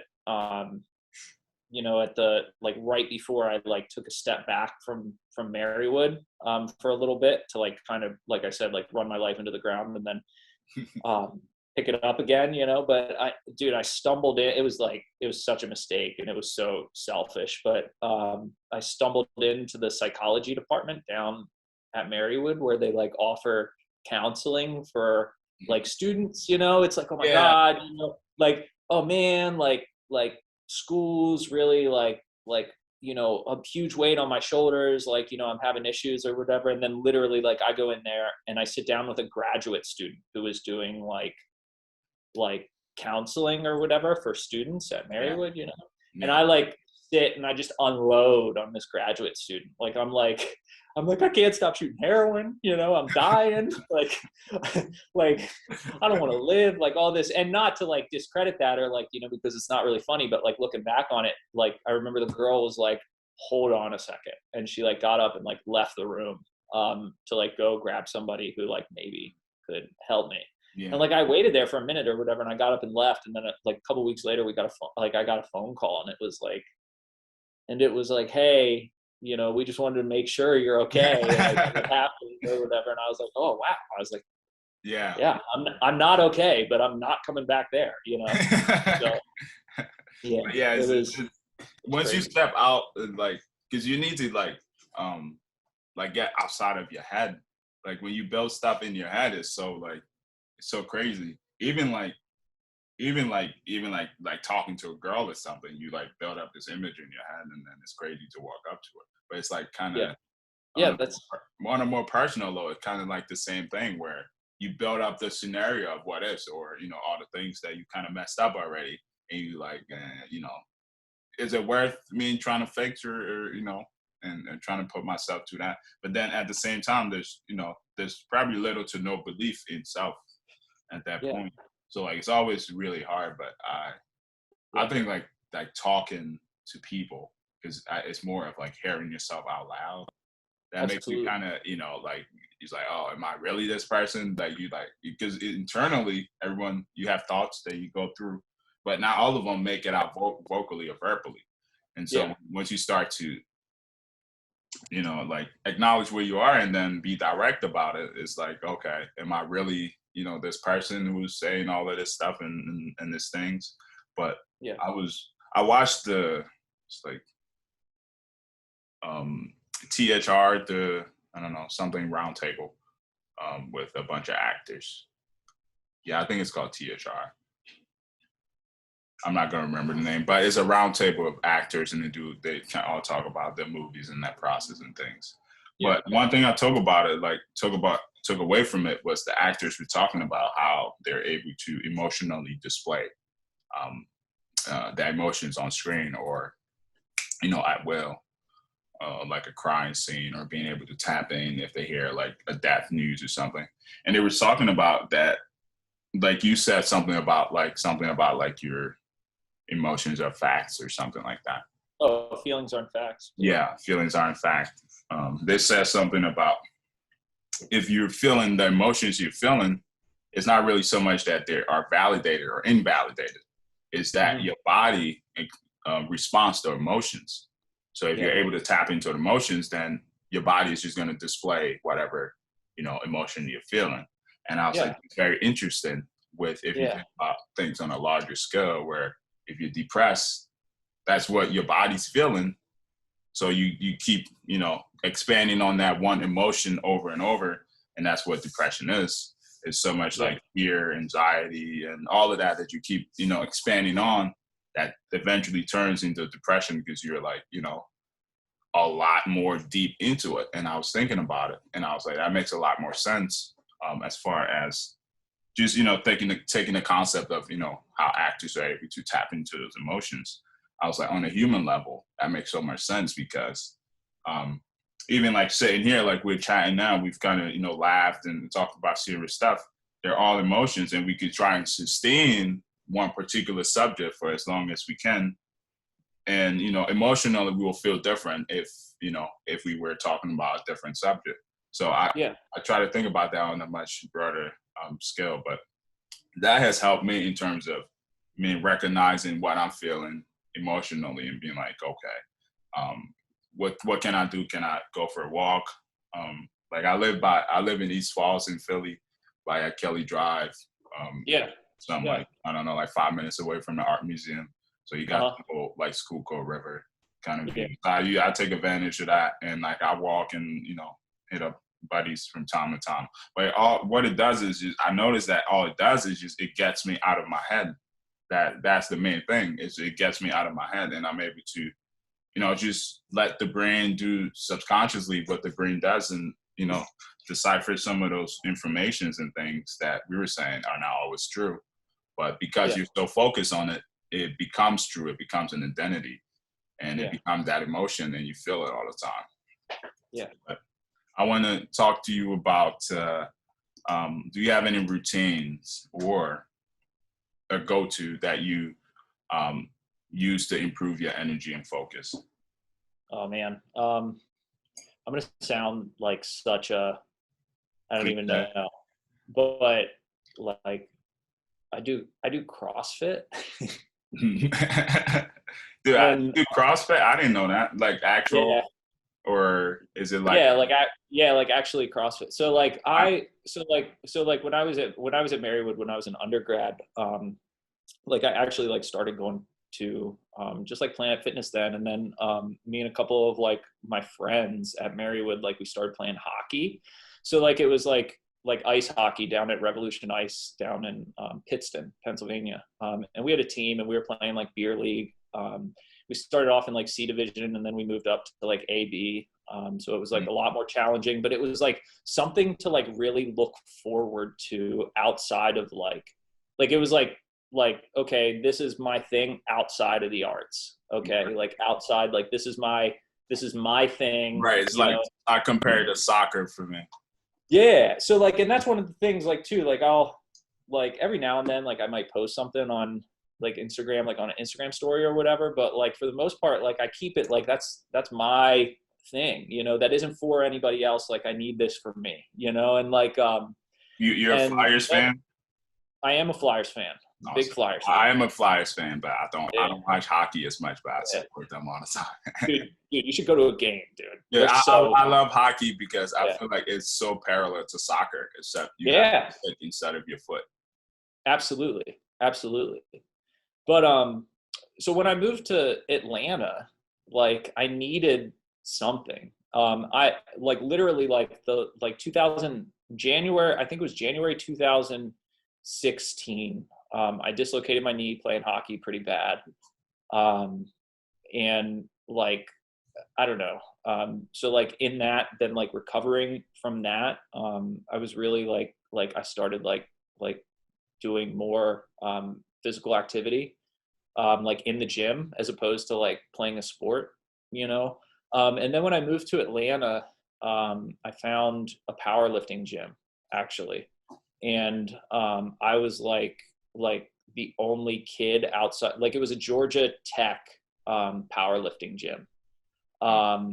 And I started like powerlifting. I was like, oh my God, like I love this squat, bench, deadlift. Like it was just a room filled with like squat racks and like deadlift platforms. And that was and then I really got into like, again, so like no matter what I'm into, like I always have this idea of like I want to know the why, not just the how. Right. So then like I started getting into like, I don't know, form and mechanics and like, like playing with different things, like getting into the why and like listening to podcasts about powerlifting or whatever.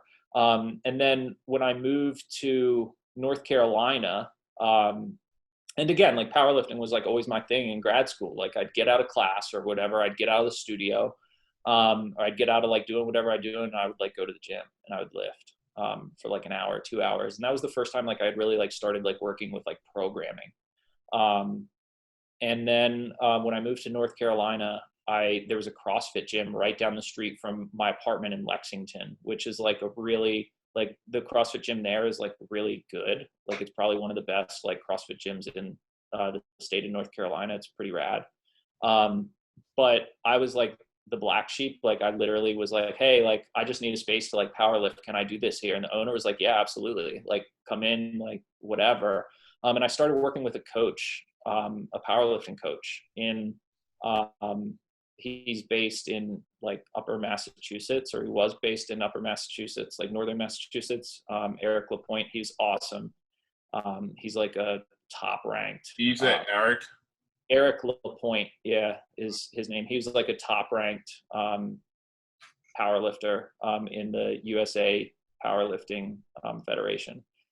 And then when COVID happened and like gyms started shutting down, I like was like, oh my God, like I don't think I could like run a mile. Like I don't remember the last time I like ran. You know what I mean? Because like I've strictly been focused on like programming around like squat, bench, and deadlift. And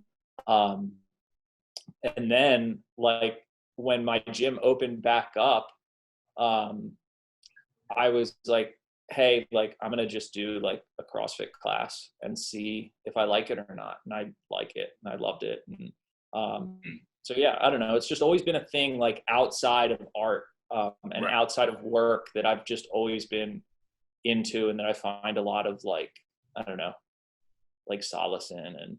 And again, like there's not a lot of people that know that like I like to like do that. But and even like in like relating it to art, like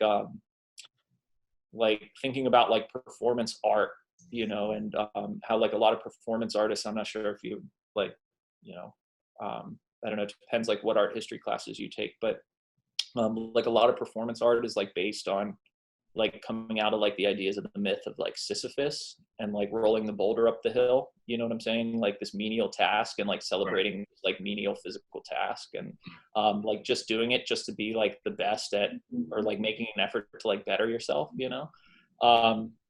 and so yeah, like that's what it kind of always comes back to, is like, oh, this idea of like, oh, like I don't know, I go and I feel good and I feel right. And Right. I look at it as the same way of photographing. Like if I don't go out and photograph, or if I'm not like working Right. on the book edit, or if I'm not like doing something creative, like I Right. get like complacent and antsy and just like, I don't know, like I need to be doing something. So Yeah. yeah, Even I don't know. with So it's kind of like, go ahead. no, go ahead. My bad. Yeah, no, I was saying, even with what you're saying, like that outlet needed, I feel like that was what I broke down with, Yeah. I told you with soccer, because the soccer was that thing for me. It was Yeah. that, that release where I would kind of just refocus or reset a little bit. And the one day I needed it the most, it was taken away from me, which is kind of Yeah. funny. But, looking at it now, it was one of them things where I feel like I was probably bottling a lot of stuff up just to, get by and do the tasks that was on my plate. That got to Yeah. a point where it was like, you gotta confront this, or Yeah. else it might, come out in different or maybe violent ways, later down the road. Yeah. So it was, looking back, I'm like, oh, I'm glad I had that moment and things like Well, and that too. So like even thinking about that, and like, let me ask you a question. Like, that. Yeah, sure. Like looking back at that experience now, to like where you are now, it's like, I mean, I can relate it. Like I look back at like the person I was, like I mean, knock on wood, I'll have 10 years sober in November. Congratulations, man. Like, That's thanks. awesome.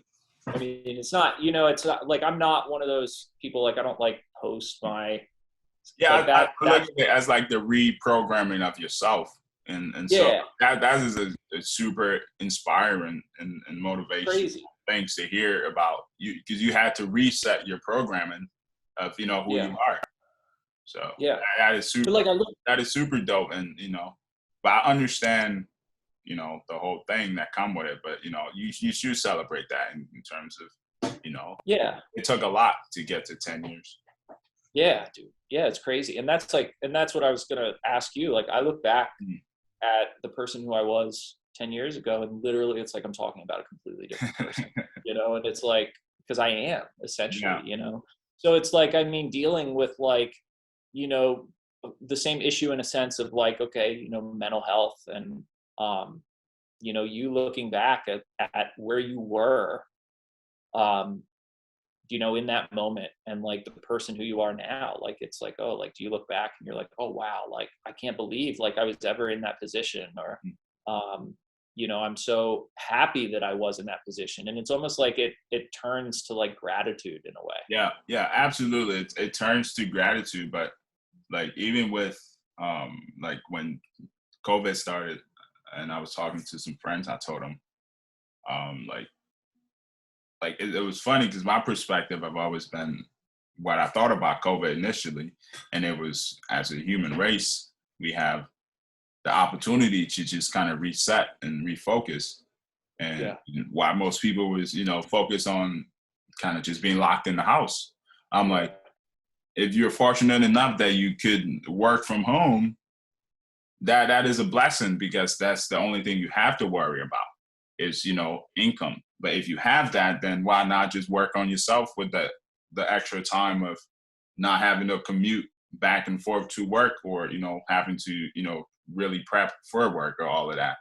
And so the focus on self for me from 2020 to now, I don't even got to go back to like 5 years, was 2019. That person that was running the lettering studio and doing all of that, it's such a different person now in 2021 because of that year of 2020, where I was just like before, like when I was reading books, in college, they were like, I had to read those books. Like, Right. I don't remember any book I read just for the fun when I was in college.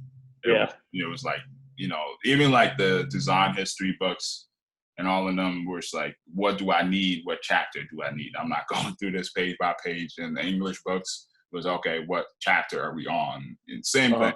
And so, but as far as 2020 was concerned, it was really a year that, I don't know, for some reason I was just focused on self and the improvement of how I could get from the version that I was, and get to whatever version that I needed to be on the end. Because like we were chatting early on, that was when ideas of the podcast and other things we started to come about. And we were saying, I wasn't comfortable in front of cameras or wanted a camera in my face or any of that. So I had to become a different person that was comfortable in this situation. And so all of that was like, okay, how do I reset who I am? But I started reading a lot of books and a lot of like self-help books, or just getting over fear and things like that. And I really kind of broke the shell that you wouldn't even know you have, because so much of the image that you hold on to of who you know yourself to be, that kind of holds you back from actually growing into the image or person you need to be. And that for me, like the person I was in college, it's hard because when I see college friends now, they always try to like, I've always been like goofy and always been an art person, but that's at the core, that's who I am. But as far as on a personal level, my perspective and how I understand things, and understanding like what as artists, what we offer society, understanding stuff like equality or gender bias and all that stuff, that was not information I was privy to a few years ago, or even if it was there, I was like, yeah, I'm not learning that. So like over the few years, looking at the individual that is so like hooked on knowledge and just information and wanting to have other people kind of quote unquote liberate themselves in this like this mental capacity that we are talking about. It's like, Yeah. yeah, that's a different person for sure. And you know, it's kind of like, because you never know, you have an idea of what you want to do, but you don't know the individual you have to become, you know, in order to do what you want to do. So that for me has been like the surprising part of it. But I would say, yeah, 100% totally different. But there's some stuff that carries over a little bit, I would say. Yeah, of course. Of course. But yeah, that's Yeah. yeah, I have some rapid questions here before we wrap up. But I yeah. want to talk a little bit about your um, upcoming photography series. Am Yeah. I that a photography series?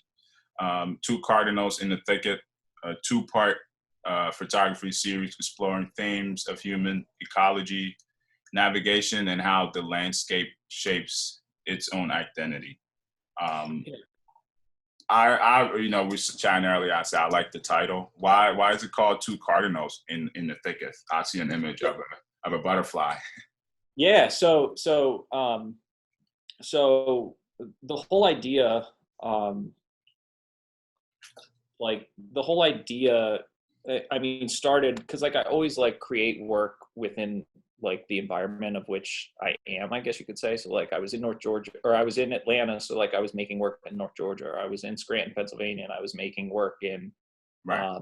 northeastern PA. You know, the New Mexico work was the only thing that was kind of like outside of that. You know, that was my only experience, like going into a place that I wasn't like readily familiar with. Do you know what I'm saying? Like I couldn't just like it wasn't like my environment that I was in. So Two Cardinals in the Thicket is based in the Yadkin Pee Dee River Basin here in the central Piedmont region in North Carolina. That's like, you know, these rules that I developed, like there's always like rules. You know, I stick to a location with all of my projects, and like I create work in that location, about that location, I guess you could say. But the title, Two Cardinals in the Thicket, it came from this idea of my grandparents, actually. I remember being a kid in my grandparents' house, and they would have a set of binoculars set at their kitchen sink window. So like the window that looked out into the backyard from their kitchen sink. And like they'd be washing the dishes or something, and like if they would see a bird or whatever, they'd pick up the binoculars and they would like Right. look and see. So this like lowbrow investigation, or this lowbrow research into the world around you. You know what I'm saying? Right. Into the world around your direct environment, your readily available environment. And Two Cardinals, and it doesn't necessarily have to like do with the work per se, but you know, Two Cardinals because of what the cardinal represents, as like the person, like I don't know if you're familiar, but like, you know, cardinals, like it's almost like a like symbolic as like somebody who's died or passed away. Like when you see a cardinal, like they say like, oh, it's somebody who passed away, like visiting you. Got So like I thought about that and what it meant, you know, as far as like my grandparents are concerned. You know, so like two cardinals, like in the thick of things. Yeah, and how that represents like how we navigate the world. You know, we navigate the world based on like our experience and the things that we see, and the direct environment around us. So yeah, so that's kind of where the title came from. And then moving forward, like into the work, if you look, so there's like so many different themes within the work, and this was the first time that I really began to like really develop some concrete rules as far as like the photographic themes I was dealing with. So the first, we'll say, I mean, there's not really like a particular order, but you know, so the first was like like pretty like cinematic landscapes, like with really like sunset lighting, twilight lighting, and then I would like inset a 35 millimeter, like really abstracted I don't know if here I can like pull it up, but so This was specifically done because you wanted to capture a look or something for this series? yeah. So, well, here, I'll show you. So, can I share my screen? Can I do that? Let me. Yeah, you could try and see if it'll ask you to get permission. Oh, it said it's disabled. Oh, My bad. all right. Try now. Oh, cool. Okay. All right. So yeah, so there's the statement, you know, two cardinals in the thicket, and then the work. But so like images like this, where you had like more of like a cinematic, almost like a movie still, this idea again, like of how we, I don't know, how we think of place. And it's almost like this romanticized idea. And actually there's a photographer by the name of Gregory Crutzen. I kind of like piggyback on this idea of like twilight, like this time of in between, you know, this time of like being like in between public life and private life, you know, but then taking the inset of this abstracted 35 millimeter photograph of like trees, you know, that just becomes a blur. I'm photographing these like as I'm driving, Right. you know, so it's like I'm relying on like the motion of like my car, me passing through this space, and then I'm insetting it into you know, these frames as almost like a piece to the puzzle.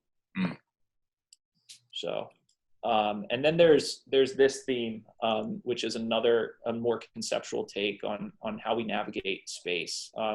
So these are like Google satellite images of like Dollar Generals within certain rural location throughout the Yadkin-Pedee River Basin.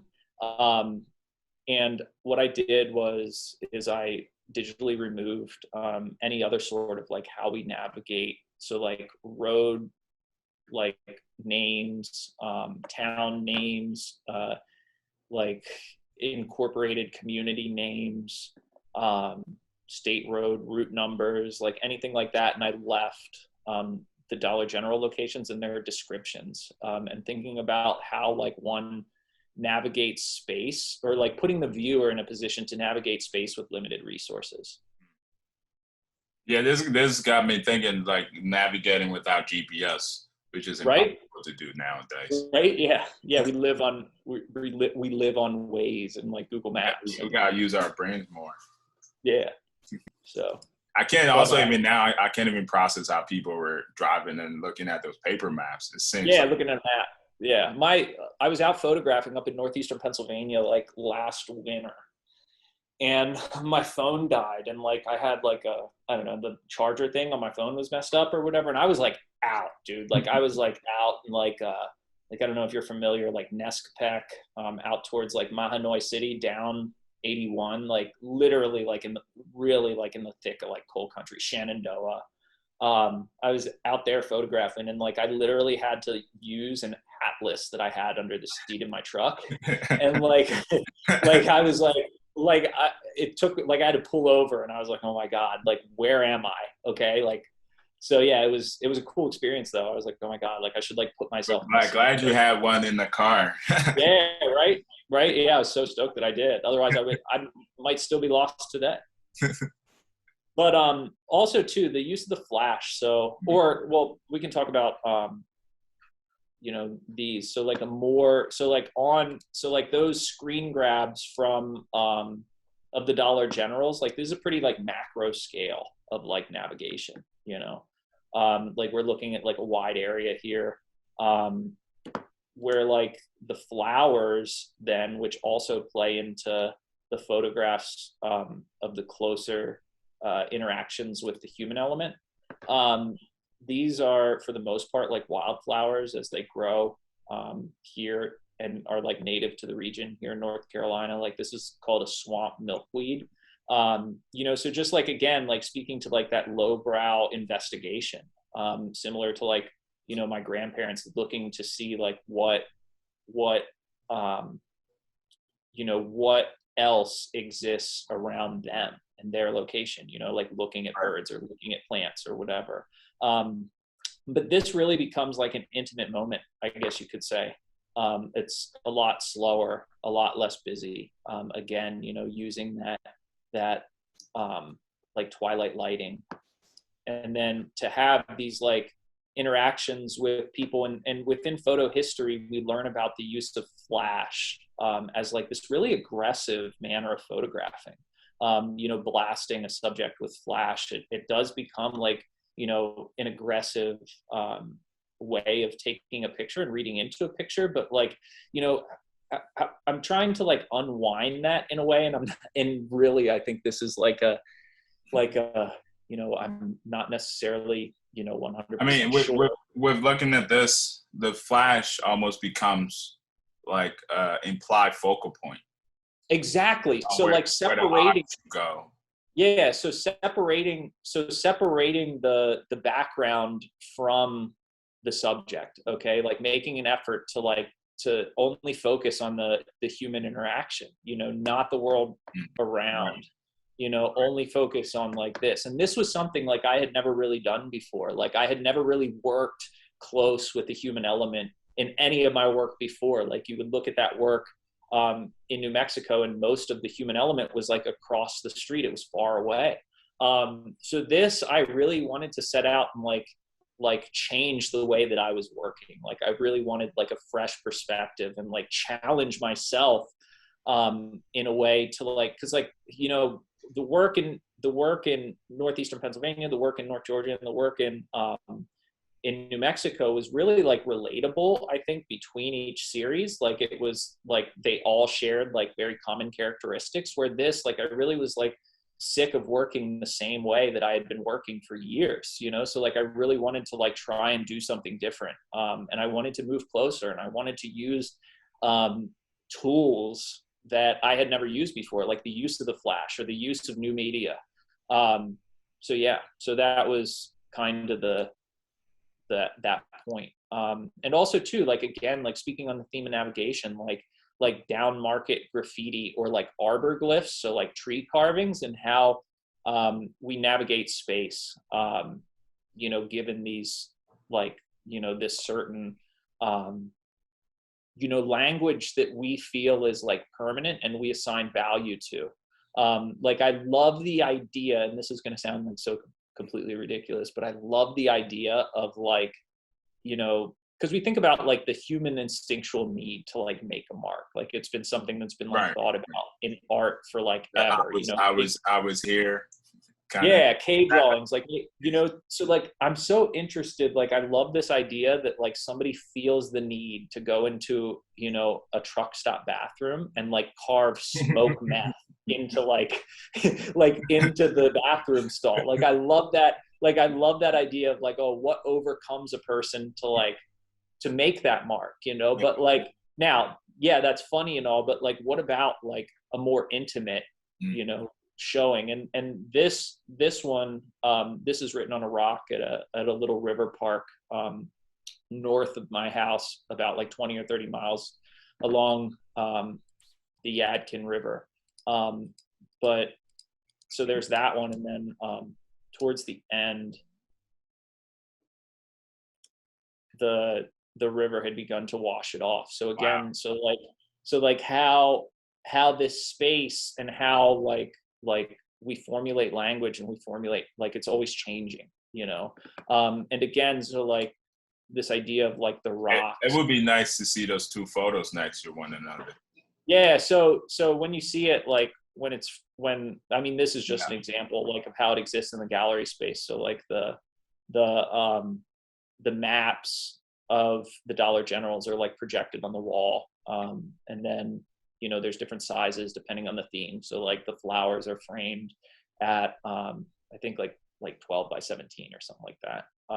And then the graffiti and the graffiti's framed at like, I want to say like 5 by 9, something like that.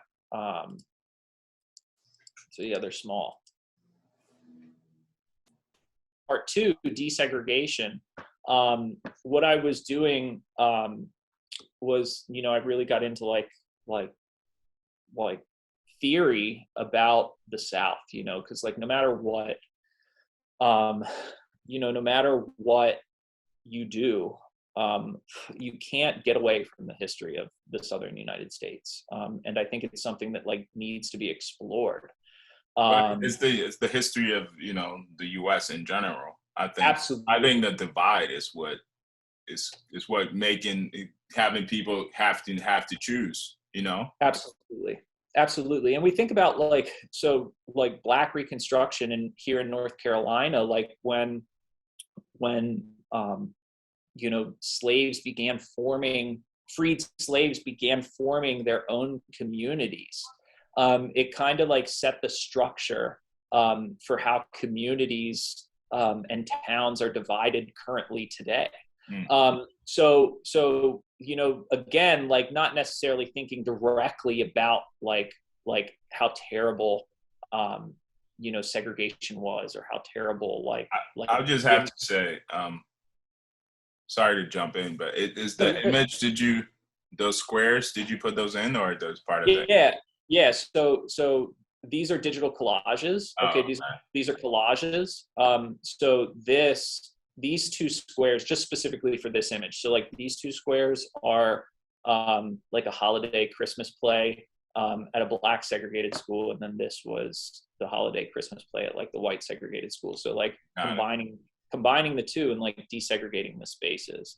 And it's just like a research. So I'm pulling from high schools, segregated high schools throughout the Yadkin PD River Basin, the basin, or like, the area, the region that I'm working in, from the 1950s. So like I chose the era of the 1950s because it was like, this was like the period, like the last, like this was really when, you started to begin to see like desegregation become like enter into the conversation within the school system, within the public school system. And it's Right. crazy because That like, was that was in the '60s, right? That. yeah, so that was the 60s. So this was like the last era. Like, and Right. it's wild because like you'll see like or this was like the last like period of time that this like really Yeah, that existed. that Like, last decade. yeah. Good. So at my college we got like a grant project to do a it's like public installation. So we went around and we recorded like all these stories, and we still are recording all these stories from people around Rowan County. It's this county here where Salisbury, North Carolina is. And we interviewed so many people who had been in segregated schools or were students in segregated high schools that then had desegregated. Two friends actually we interviewed. They became friends. One was white and one was Black when the schools combined, Right. So yeah, so like thinking about what that represents to this area, and that was kind of like a pivotal point for this region.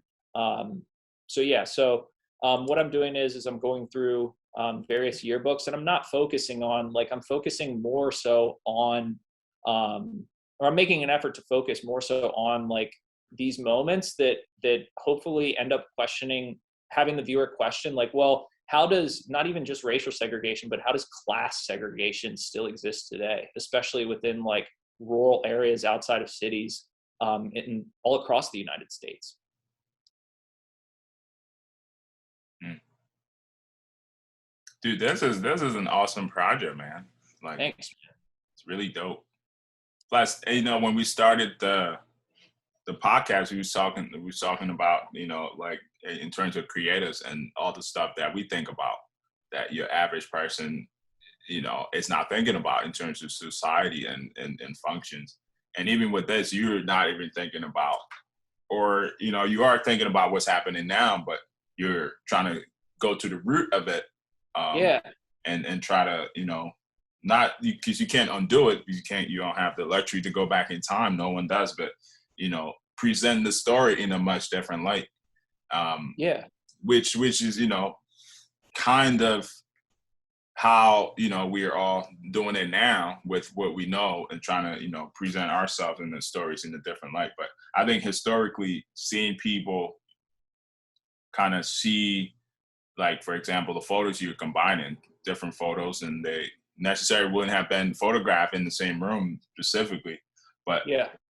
with time now and seeing people look at that, it's Yeah. like, it's not so bad. Yeah. It's like, oh, like you could almost see kind of the ignorance in the fact that these schools were segregated, or these events were segregated. But even with that holiday one you showed, um, they're probably celebrating the same thing, and probably similar beliefs and things, but because of the Yeah. system and all of that, things went down differently. So to see it in a historical context, Yeah. with these things kind of juxtaposed to one another, literally in the mix of it, or at times adding to the image, is kind of historically, it gets you thinking and you think about some things. But it's also nice to see, because you get that feeling it's not as bad, like we've been kind of chatting about. It's not as bad as it's actually been made out to be, Yeah. as far as what if this was actually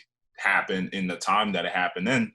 It probably wouldn't have been that bad, just thinking about it. But society then was different. Yeah. But I Yeah. think people seeing this will help them understand the importance of this collaborative approach to society and how we live our day-to-day lives. Yeah. So, and that too, so like thinking about the image, like from a point of like photography criticism, I guess you could say, like like how can we read into images? How can we read into a narrative?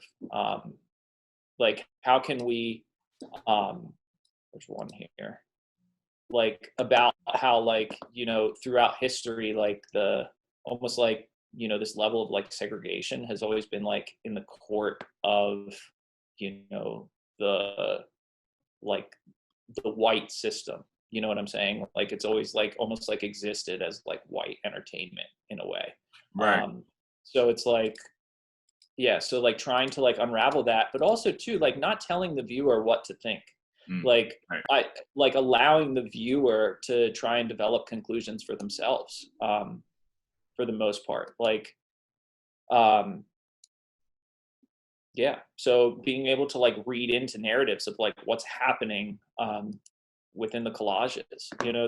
This one, like I love this one of the basketball court, because here it's like, you have the like the the white athlete reaching and striving for something more, out of this group. But also too, if you look like, and Michael Jordan's from North Carolina, Yeah, and 23.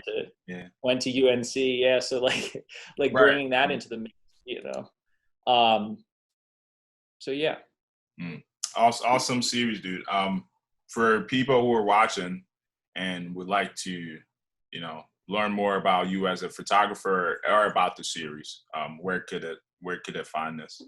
You can find it on my website, Parker Reinecker, ParkerReinecker, photo.com. And yeah, so I just have I have both parts here. I have like my previous projects under like archive projects, just because like, I don't know, like I like to kind of keep a focus on like what I'm working on now.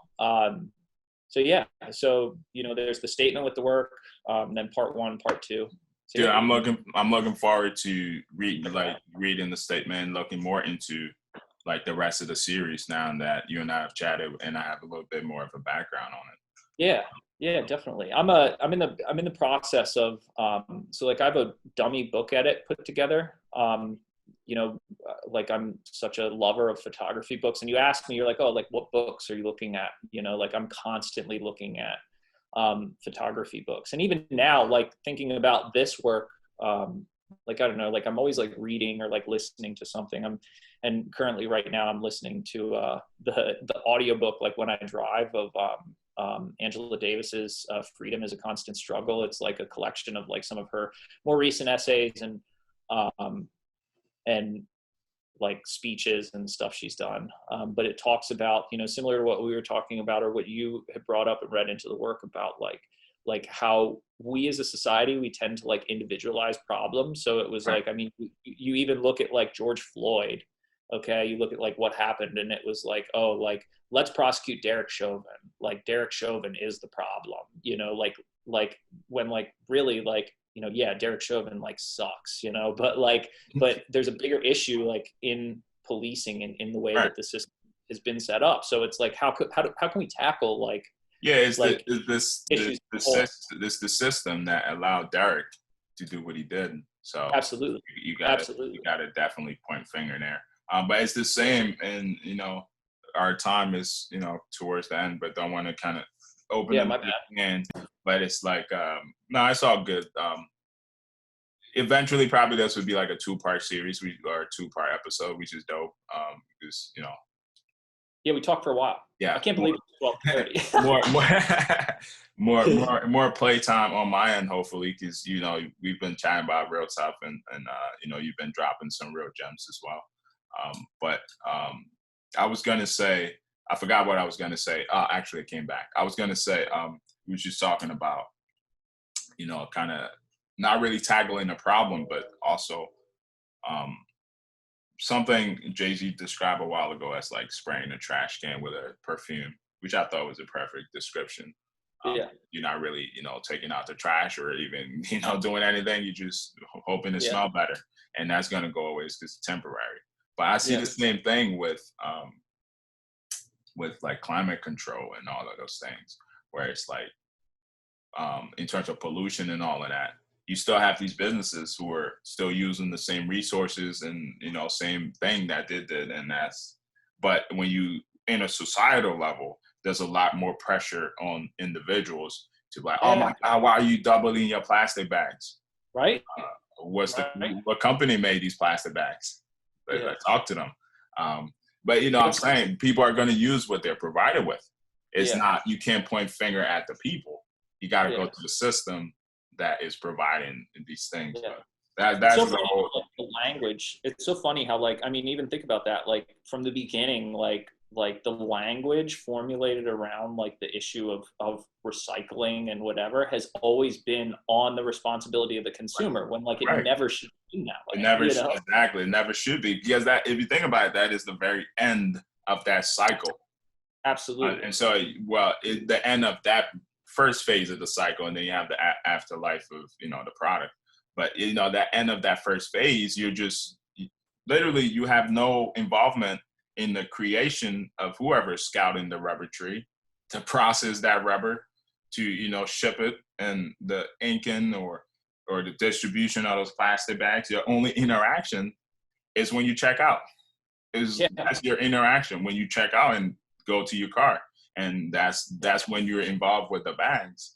So when you think about the system and all of that, it's not really designed for it to be fixed either. If you think about it, it's not like it's designed so that it's so weird, because I feel like people are at the root of it all.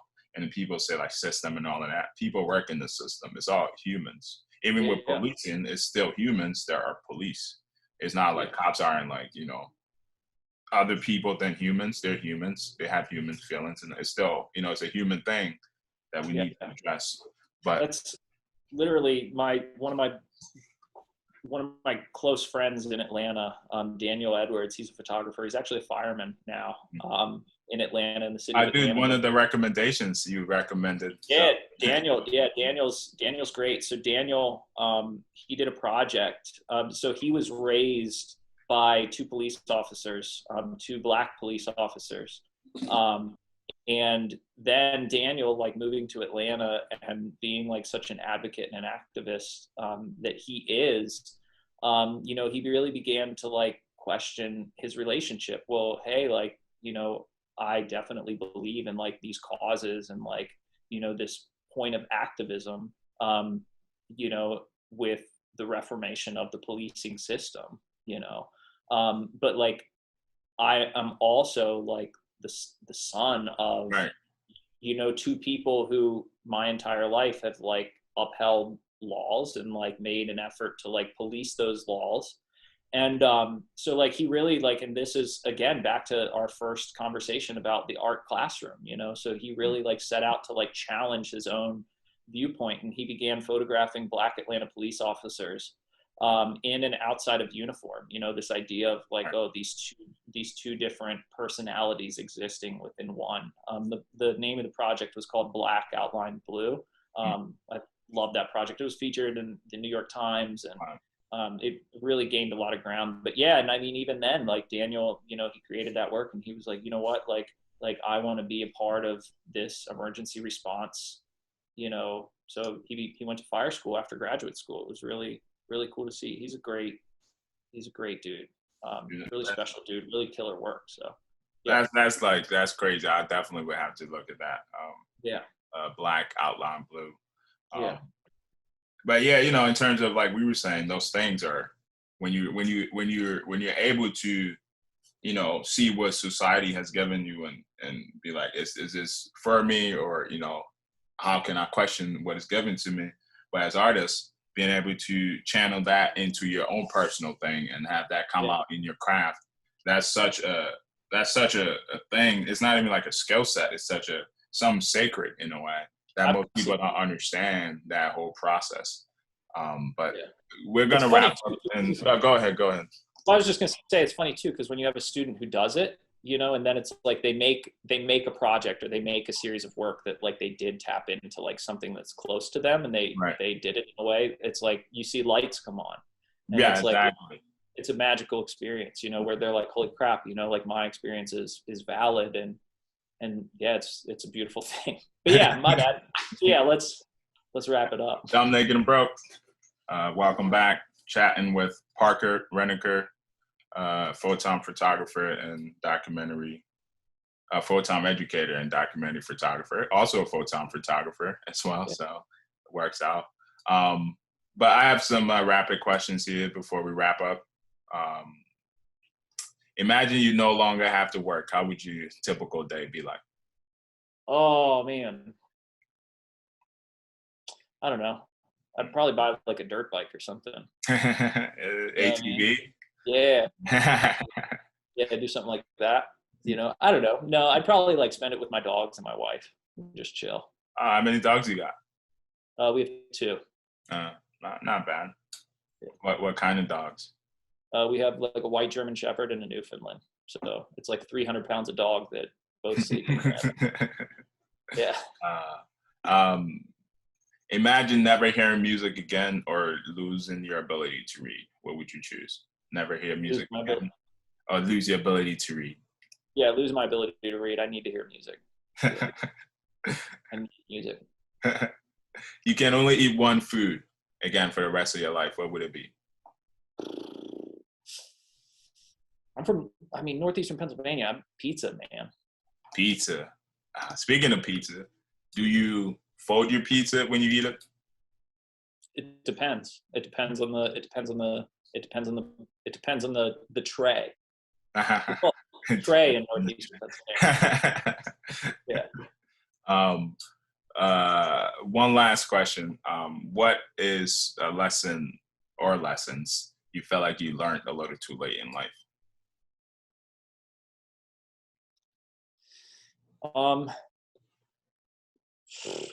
That can I answer this in 2 parts, A and B? Yeah, sure.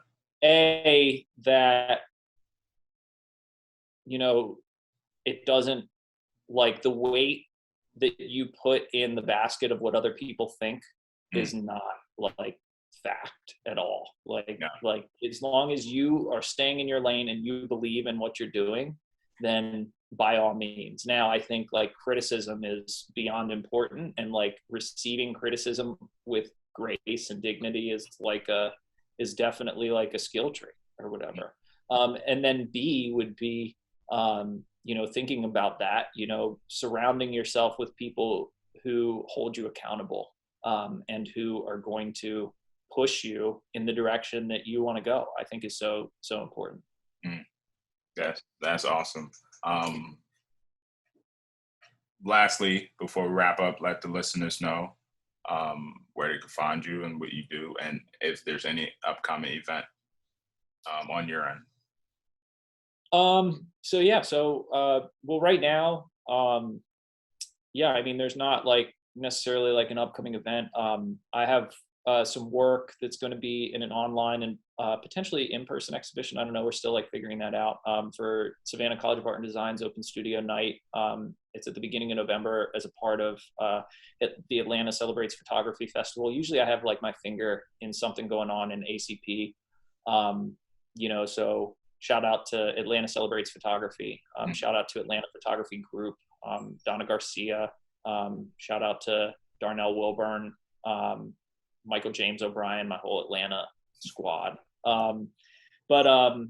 Yeah, so that's going on. Other than that, nothing's really coming up, but you can find my work at parkerreinecker.photo.com, or you can follow me on Instagram, _the_park_.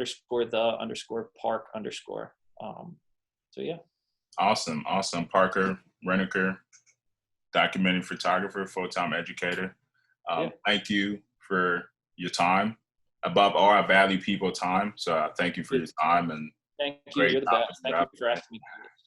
And, hopefully we get another, a round 2 to this, and we dive more into the work and talk more about the approach and where it's going. But again, want to thank you and let you know I appreciate you and your story and what you're doing now with the work and where it's going. And I'm looking forward to learning more. And, hopefully we get a chance to collaborate at some point. Dude, absolutely. Yeah, I would love that. Yeah, I would love that. Dumb, naked, and broke. Till next time.